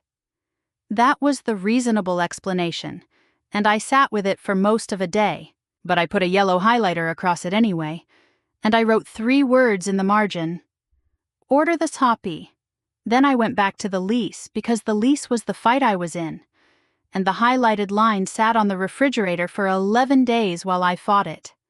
My father called me on the 22nd of January. I need you to understand that this had not happened in 11 years. Ray Dorsey does not call. He is not cold, and he is not angry. He is absent in a way that took me until my 30s to name properly. He drove a grain truck for the co-op for 31 years, and he came home and he sat in his chair, and if you asked him a question, he answered it accurately in as few words as possible. When my mother was building one of her cases about somebody, he read the paper. When my grandfather told her at that kitchen table that the trust was filed, my father was in the room and he did not look up. I have never once heard him take a side. Not against me. Not for me either. So when his name came up on my phone at 7 in the evening, I answered it thinking somebody had died. He said, "You busy?" I said, "No." He said, "You eat?" I said, "Not yet." He said, "I'm at the Dutchman." The Dutchman is a truck stop diner on the highway 11 miles out of Ballard. Vinyl booths, pie under a plastic dome. It is where you go when you do not want to be in a house. I got there in 20 minutes. He had coffee in front of him and had not ordered. We talked about the weather, we talked about my truck, which is going to need tires again. He asked how the practice was, and I said it was fine, and he did not ask a second time. And I have thought since about whether that was tact or whether he did not want to hear the answer. Then, out of nowhere, he said, "That book your grandpa kept out in the milk house. Did he write in that thing right up to the end?" I said. "Yes." He said, "All of it." "Every day?" I said. "Most days. Not every day." He turned his cup a quarter turn on the table. I said, "Dad." "Why?" And he said, "No reason." Then he said, "Wondered if your mother ever went through it." I said I did not think anybody had touched it in 4 years. He said, "Huh." And that was the end of that. He asked about a dog we had when I was a kid. He talked for 6 or 7 minutes about a man he used to haul with. Then he paid for 2 coffees and a slice of pie that neither of us ate, and we went out to the parking lot. And standing between our trucks in the cold, I said the thing I have wanted to say to that man for about 25 years, and I said it badly, which is the only way I was ever going to say it. I said, "I'm not angry at you for what you did." He didn't say anything. I said, "I'm angry because you never did anything. Not once." She'd start in on somebody and you'd read the paper. Grandpa put my name on that trust in front of you and you didn't look up. He stood there with his hands in his coat pockets. I want to tell you what I expected. I expected an explanation. I expected the thing men his age say, which is that it was not his place, that it was her family, that he stayed out of it to keep the peace. He did not say any of that. He said, "That's right," 2 words. He looked at the ground when he said it. Then, with his hand already on the door, he said one more thing, and he said it to the truck and not to me. He said, "I've still got your grandpa's old phone in the drawer. Never could get the thing to come on." And then he got in and shut the door. I want to be honest that I drove home furious. Furious in a way I had not been the whole winter. Not at my mother, not at Tessa, not at any of the paperwork. Because there is something in a man agreeing with you that closes the door harder than an argument does. You cannot push against it. He handed me the whole thing and kept walking. It took me 2 days to get to the other side of it, and when I did, I wrote 3 lines on the butcher paper, and here they are. 1. He asked about the ledger. 2. Nobody in this family has asked about the ledger in 4 years. 3. He drove 11 miles in January to a truck stop to ask a question he could have asked on the phone in 8 seconds. I looked at those 3 lines for a long time. A man who never says anything does not develop curiosity about his father-in-law's farm records at 74 for no reason. He did not tell me anything. I want to be precise about that, because he has been given credit since by people who like a story with a nice arc in it. He did not tell me anything. He did not warn me. He did not hand me a document.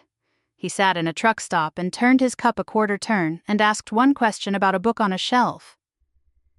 That is the whole size of what my father was able to do. I have made my peace with the size of it. I did not go out to the milk house that week. That is the part that still bothers me. I had a lease fight in front of me, and a co-op meeting coming, and a herd contract gone. And a question about an old ledger went to the bottom of the list. Underneath a highlighted line about a power of attorney, I could not remember signing.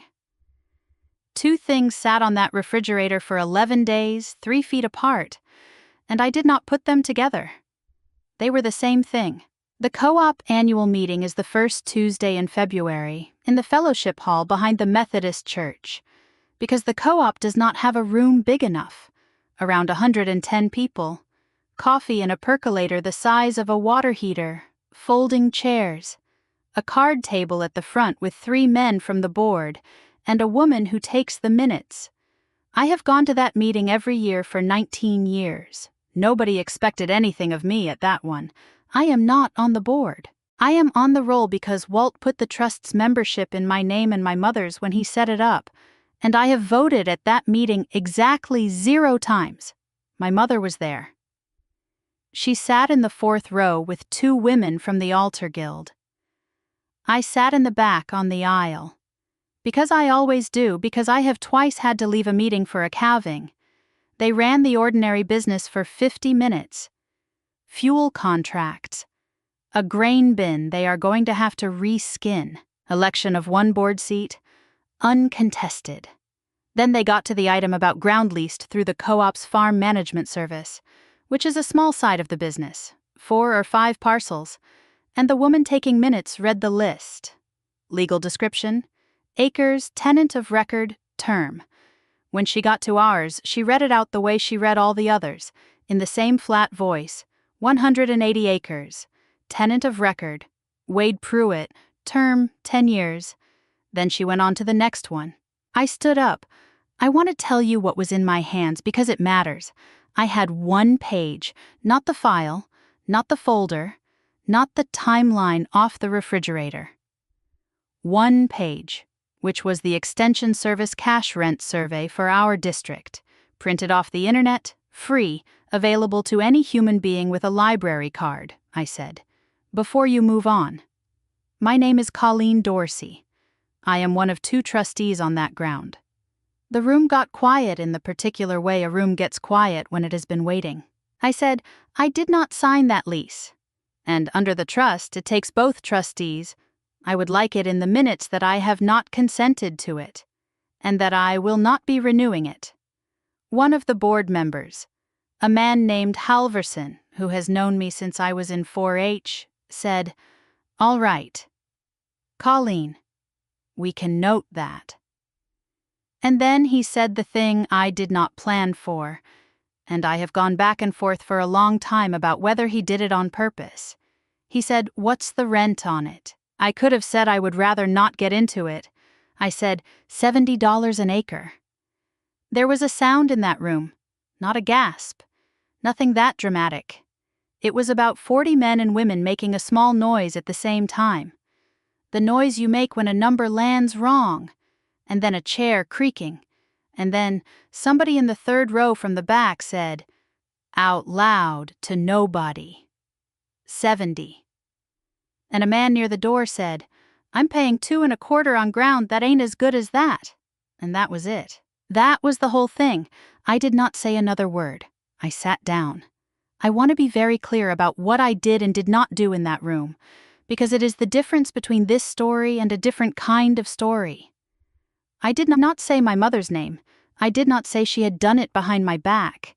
I did not say what she had told the Altar Guild. I did not say anything about Thanksgiving, or an auction, or a document with a sticker on page 4. I did not say she had ended a 22-year tenant by letter in June. I said a number, because a man asked me a number, and the number was true. 110 people did the subtraction themselves. That is the entire mechanism. And it took 19 seconds.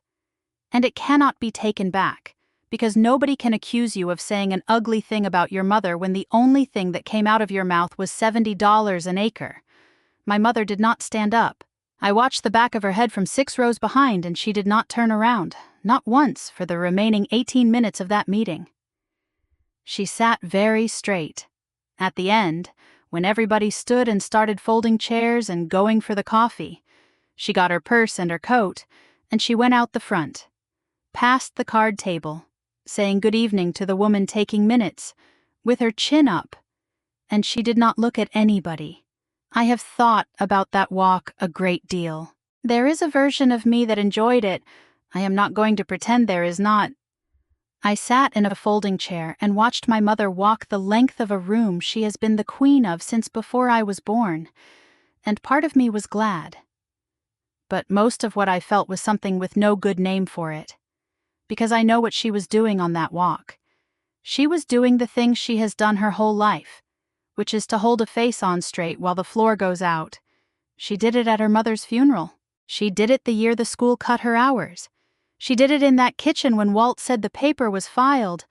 I learned it from her. That is the part.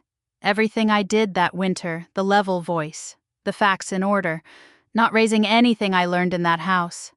From that woman, watching her hold her face on straight. Bertie was standing by the coffee urn when I came up the aisle. He did not say anything about it. He said Dot had been asking after me and did I want to come out Sunday. I said I would. She was waiting in the parking lot, not by her car, by mine, with her coat buttoned wrong at the top, standing in the cold in the dark between 2 trucks. She said, Come to the house. So I followed her 4 miles and I sat down in that kitchen for the second time in 10 weeks. And this time it was the 2 of us and the rooster clock. She cried inside of 90 seconds. I want to describe that first round of crying accurately, because I have been accused since of being hard about it, and I am going to be hard about it. It arrived on schedule. It arrived at the point in the conversation where it always arrives, which is immediately before any content, so that everything that comes after it has to be said to a woman who is crying. She said, Do you have any idea what you did to me in that room? She said, Those are my friends. Halverson's wife and I have been on the flower committee for 20 years. She said, I will never be able to walk into that hall again. I did not say anything for a while. Then I asked her one question, and I asked it in the flattest voice I own.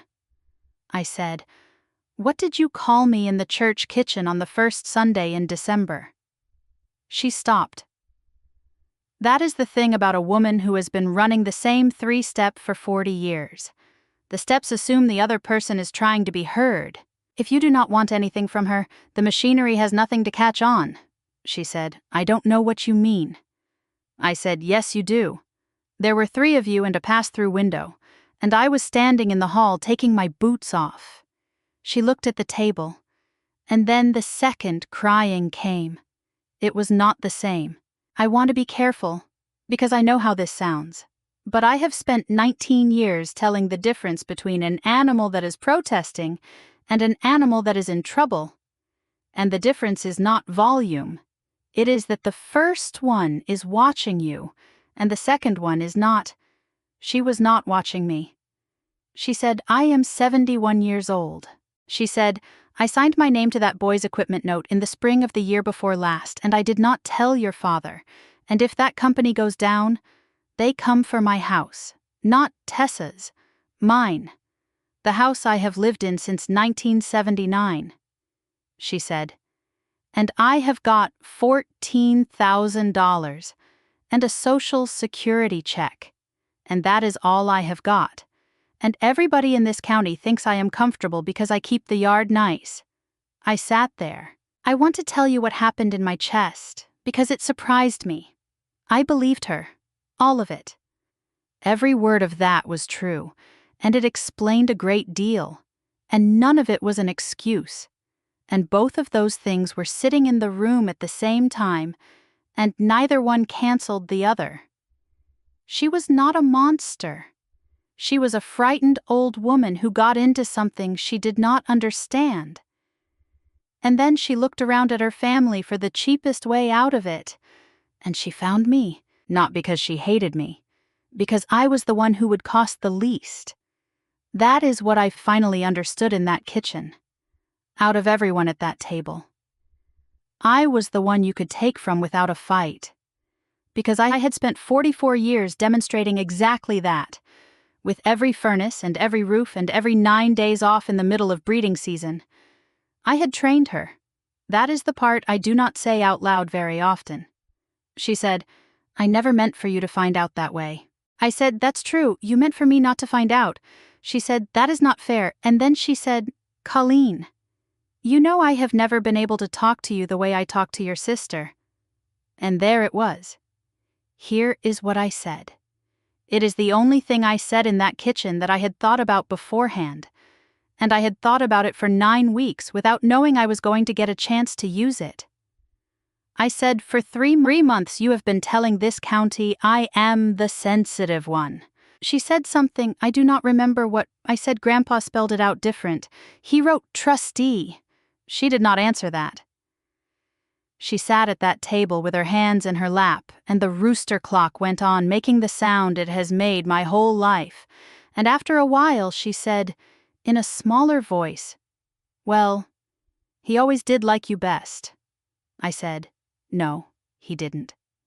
And that is true, and I want to say why, because it is the only kindness in this entire story, and it belongs to her. Walt did not like me best. Walt liked her. He drove her to town for her school job for 2 years when her car was out. He kept her secrets. He never once, in 40 years, said a word against her in front of me, and I have told you that already. He did not put my name on that trust because I was the favorite. He put my name on it because he had watched his own daughter, and he loved her, and he knew exactly what she would do if she ever got scared enough. He was right. That is not a triumph. There is no version of that sentence that is a triumph. I put my cup in the sink and I got my coat, and at the door she said, "Are you going to take the house from me?" I said, "No." She said, "That's what your lawyer says." I said, "My lawyer says what I tell him to say," and then I went out. The Pruitt lease came apart 11 days later, and it came apart without anybody suing anybody. Elliot handled it in the most boring way available, which is the way that works. He wrote one letter to Wade Pruitt. Copy to my mother, copy to the co-op farm management office. It said the instrument requires both trustees to execute any conveyance or encumbrance, that only one had executed the lease, that the other did not consent and was not going to, and that anyone relying on that lease should know about the defect before spring. That is all it said. It did not accuse Wade Pruitt of anything. It did not have to. He called Elliot back inside of 2 days. I want to say something fair about that man, since he is in this story and never chose to be. Wade Pruitt did not do anything wrong. He got offered ground at $70 an acre by a woman whose family had owned it for 3 generations. And he took it, the way any of us would have taken it, and I do not believe he ever knew there was a second trustee, because the copy he was shown stopped at page 2, the same as the copy the auction company got. He walked. He said he did not want ground with a cloud on it, and he was right not to want it, and that was the end of Wade Pruitt, which left 180 acres with no tenant, in February, 6 weeks before anybody would be in a field. I drove out to Bertie's on a Sunday. Their house sits back off the road behind a windbreak of Scotch pines that Bertie's father planted. Dot met me at the door with her hands full of dish towel and said the words she has said to every person who has come to that door for 40 years, which is, well, get in here. We sat at the kitchen table. There was coffee, and there was one of those cakes. I had the lease with me. 1 page. Elliot drafted it, and I had read every line twice, and then I had shortened it, because the first draft was 2 pages, and it did not need to be 1 year, renewable by agreement each February. Rent at the district average for the current year as published by the Extension Service, which for that year came out to $185 an acre. Bertie read it slowly. He read it the way a man reads something he intends to honor. Then he said, "This is more than I was paying." I said, "It is what the survey says." He said, "I don't want you doing me a favor." And I said, "Bertie, I am not doing you a favor. You are paying full price." The favor was the other one. He thought about that for a second, and then he laughed, one short breath through his nose, which for him is a considerable event. Dot said, "Oh, good," and got up to get the pen. He signed it. I signed it. And under my name I wrote trustee, and it was the first time in my life I had written that word after my own name, and my hand did something strange doing it. Then Bertie said, 1 year at a time, and I said 1 year at a time. And that was the whole ceremony. Nobody said Walt's name. Nobody had to. That is exactly how he did it for 22 years. And both of us knew it. And saying it out loud would have made it smaller. Dot cut the cake. We talked for an hour about nothing. About the pines, which are getting gold, and which Bertie says he will not be the one to take out. About a granddaughter of theirs who works up in Kirksville, a grown woman with a car payment. And Dot talks about her the way you talk about weather you are proud of. About the beans that stood into December and came off in a hurry between 2 ice events, which Bertie mentioned once and did not complain about. About whether the north bottom ought to be tiled, which it ought to be, and which would cost more than either of us wanted to say at that table. I drove home at dusk with a piece of cake on the passenger seat under a paper towel. I want to mark this, because it is the last good evening in this story for a while, and I did not know that. That was the night the ground was safe. The auction was dead. The lease was gone. The 10-year hole was closed. Bertie was on the ground at a fair number with a signature from a trustee who had actually read the instrument. Whatever else happened between me and my mother, the 180 acres was going to still be there in April, doing what it does. I had won the fight I thought I was in.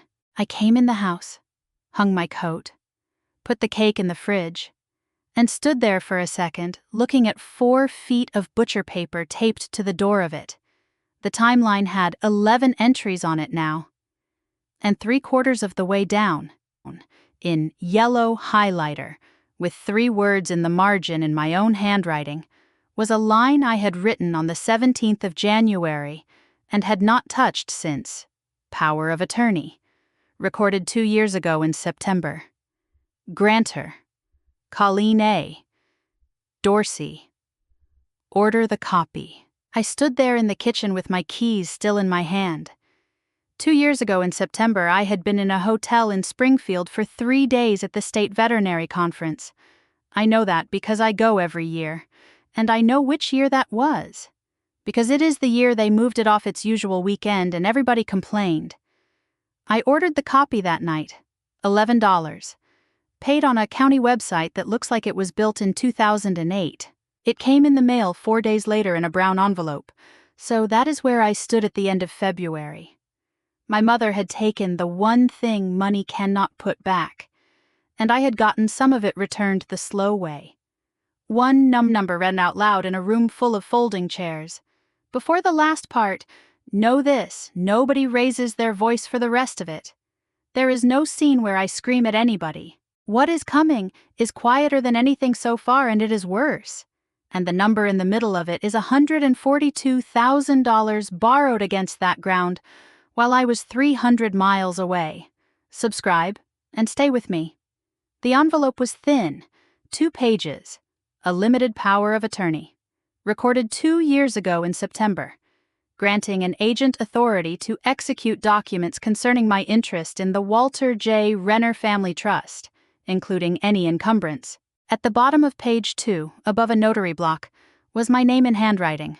I put it under the lamp, got out a herd health form from last spring with my own signature on it, laid the two side by side, and sat down. I turned the lamp so it came across the paper at an angle instead of straight down, because that is how you look at a surface when you want to see what is on it instead of what it says. Then I did what I do.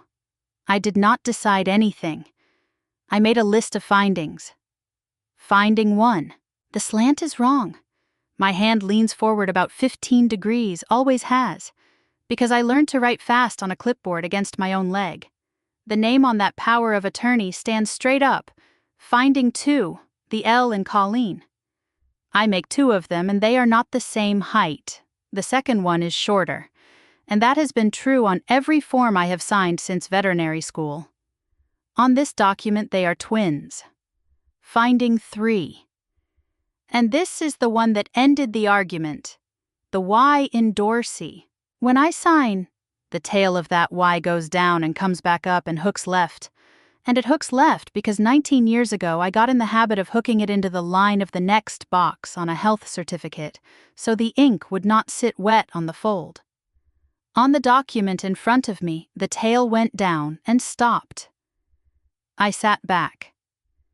Now I want to be careful here, because this is exactly the point where a person can go wrong. I am not a handwriting expert. I have never been trained in it, and I am not going to sit here and tell you I identified a forgery at a kitchen table, because that is not a thing a veterinarian can do, and anybody who says otherwise on the internet is selling something.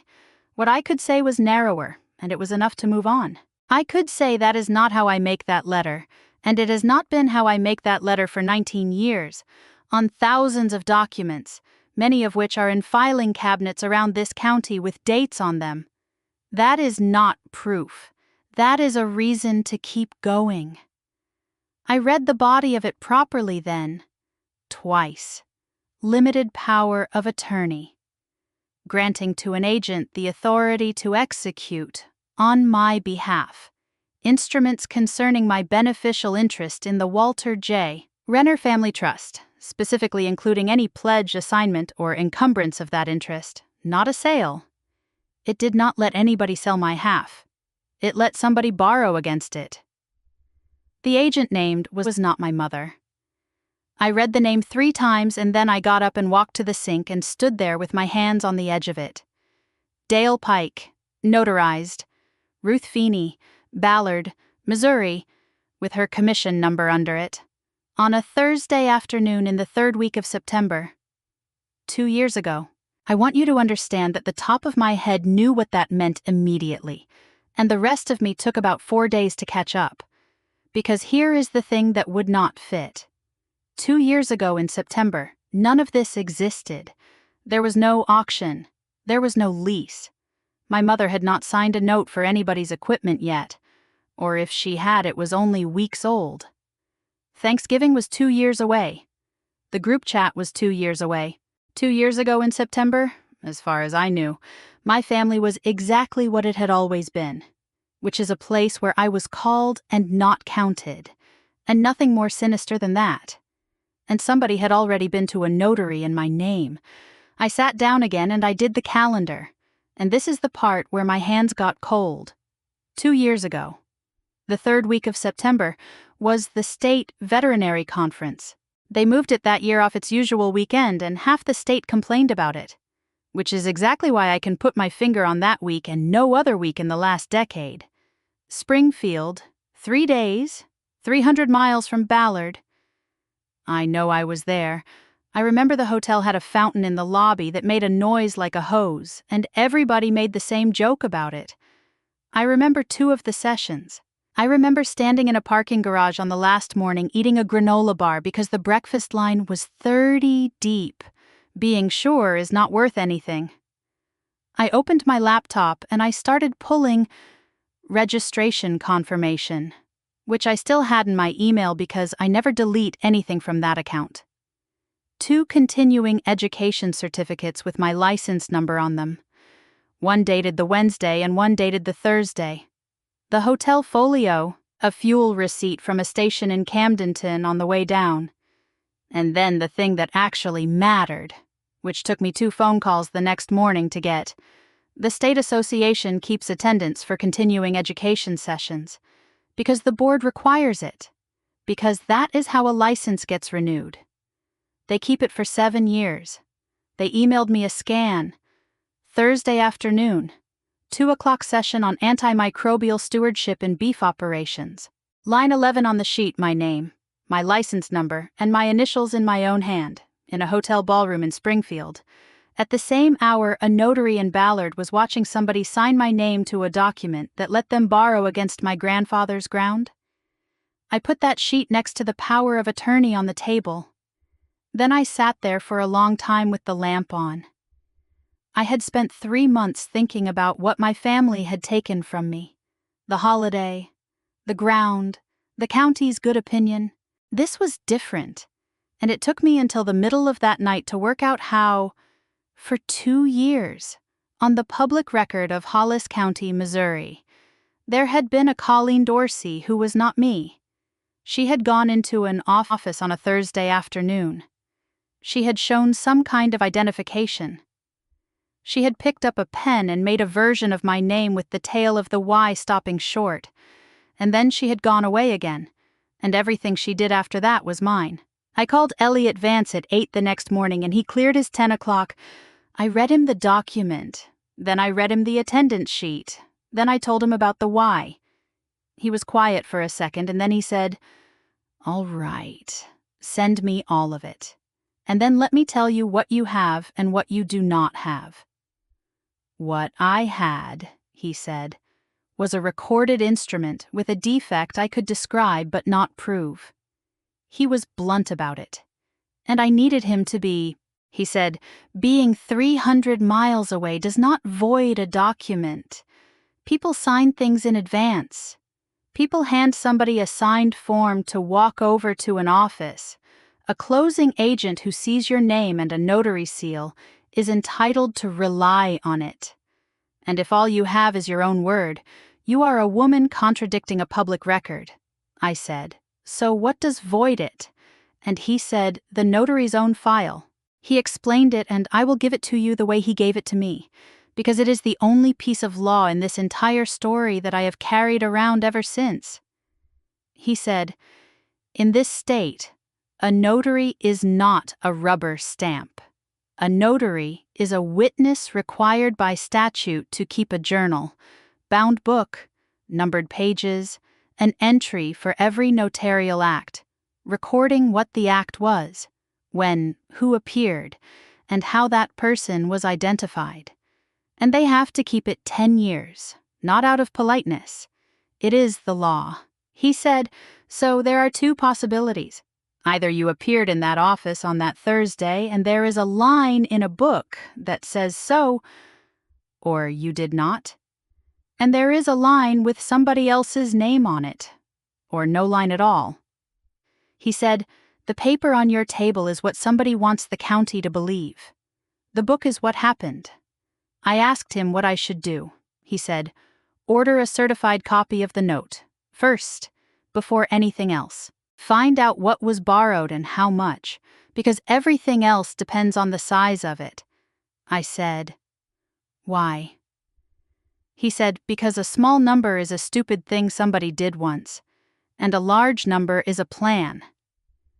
It took 9 days to get, most of which was a lender in Sedalia deciding whether they were allowed to talk to me, which they were, because I was the one whose interest had been pledged, $142,000, secured by a pledge of the beneficial interest of Colleen A. Dorsey in the Walter J. Renner Family Trust, executed by an agent under a recorded power of attorney, borrower of record, Pike Grading LLC, guarantor, Dale R. Pike. I read that number in my truck outside the post office, and I want to tell you that I did not feel anything at all for about a minute, and then I got out and walked around the building once in the cold. And then I came back and sat down and read it again, $142,000 2 years ago, in September. Now I want to go back to my mother in that kitchen, because this is where her story and my story finally sit down next to each other. She told me she had signed a note for Dale's equipment in the spring of the year before last. That is roughly 18 months before that September. She told me she did not tell my father. She told me she has $14,000 and a Social Security check. She was telling me the truth. That is the thing. She was telling me the truth about her own piece of it, and her piece of it was real, and it was crushing her. And she never once mentioned $142,000 because she did not know about it. I sat in that truck and understood, for the first time, that my mother was not the top of this. Everything she had done, the letter in June, the lease, the auction, the story at the church, the document with the sticker on page 4, all of it was a woman trying to get out from under a note she had signed. And underneath her, 2 years earlier, somebody had already been to a notary. Elliot asked me on the phone that afternoon whether I wanted to go to the sheriff. I want to tell you exactly how that conversation went, because people have opinions about it. He said, this is not a family disagreement anymore.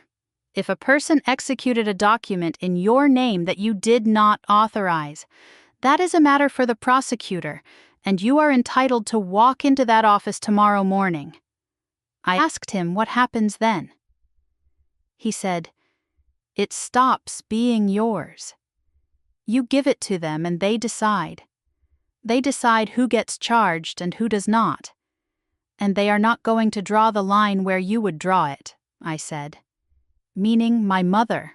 He said, meaning your mother who signed a lease and a listing agreement and mailed you a consent form, and who is going to have to explain all 3 under oath. And your sister, who works in a dental office and whose name is on a mortgage with the man who did this. He said, I am not telling you not to. I want to be clear about that. I am telling you it is a door that does not have a handle on the other side. I said I needed a week. He said, take it. Then he said one more thing. He said, in the meantime, get the notary's book. Because whatever you decide to do, that book is either going to exist in 10 years or it is not. And I would rather it be looked at while the woman who wrote in it is still around to say what she remembers. I hung up and I sat in my truck in the parking lot of the post office in Ballard, 4 blocks from a storefront with a hand-lettered sign in the window. I did not go to the storefront that afternoon. I drove out to the farm instead, because of a question my father had asked me in a truck stop 6 weeks earlier that I had filed under nothing. The milk house was cold enough that my breath hung. I took the ledger down off the shelf and sat on an upturned bucket with my coat on and started at the front. And it took me an hour and 40 minutes to work through it. And I want to tell you what reading that book is actually like, because it is not what you would expect. It is boring. It is the most boring document I have ever held, and it is the reason I understood my grandfather better sitting on that bucket than I did in the 39 years I knew him. Hauled 2 loads to the elevator, wind out of the south all day, fixed the gate on the west lot, Second time, Marilyn come out with the girls, made a rhubarb pie. Marilyn come out, didn't stay. 60 years of a man refusing to say anything about anybody, and saying all of it anyway, by writing down who came and how long they stayed. He never wrote a single unkind word. Not one, in an entire lifetime. In a book nobody was ever going to read. He just recorded attendance. I found the September I wanted about 2/3 of the way through. The entries around it were what they always were. Beans at 18%. Rain. A man about a hay bid. And then, on the Thursday of the third week, Dale come out for the loader. Give him the key. Says he will bring it back. Sat. That is all it says. I read it 4 times. Then I sat on that bucket in the cold with a book open on my knees, and I understood what my father had been asking me at a truck stop in January. Ray Dorsey knew something. He did not know what he knew. He knew that Dale had been at that farm on a day that had come up somehow, in some conversation, in some way I still do not know, and he could not or would not say it to my face. So he asked me a question about a book on a shelf, and then he told the inside of his truck door that he still had Walt's old phone in a drawer. That is what he could do. That is the whole size of it, and I have decided to be grateful for it rather than the other thing. I kept turning pages because I had learned by then not to stop when I found what I came for. 12 pages later, in a different pen, in the smaller hand he had in the last 2 years, was an entry from a January. Ruth Feeney called, says everything is where it should be, and then 4 lines down. The last thing my grandfather ever wrote about any of this, and the only sentence in 60 years of that book that has an opinion in it, told her keep her book, she will need it someday. I sat there and read that line probably 15 times. I do not know what he suspected. I have thought about it more than is good for me. He did not suspect a forgery, because a forgery had not happened yet when he wrote that. Or, if it had, it was 4 months old and nobody on earth knew about it. I think he was doing what he had done his whole life, which was to look down the road at his own daughter and his own family and put one more thing in place, quietly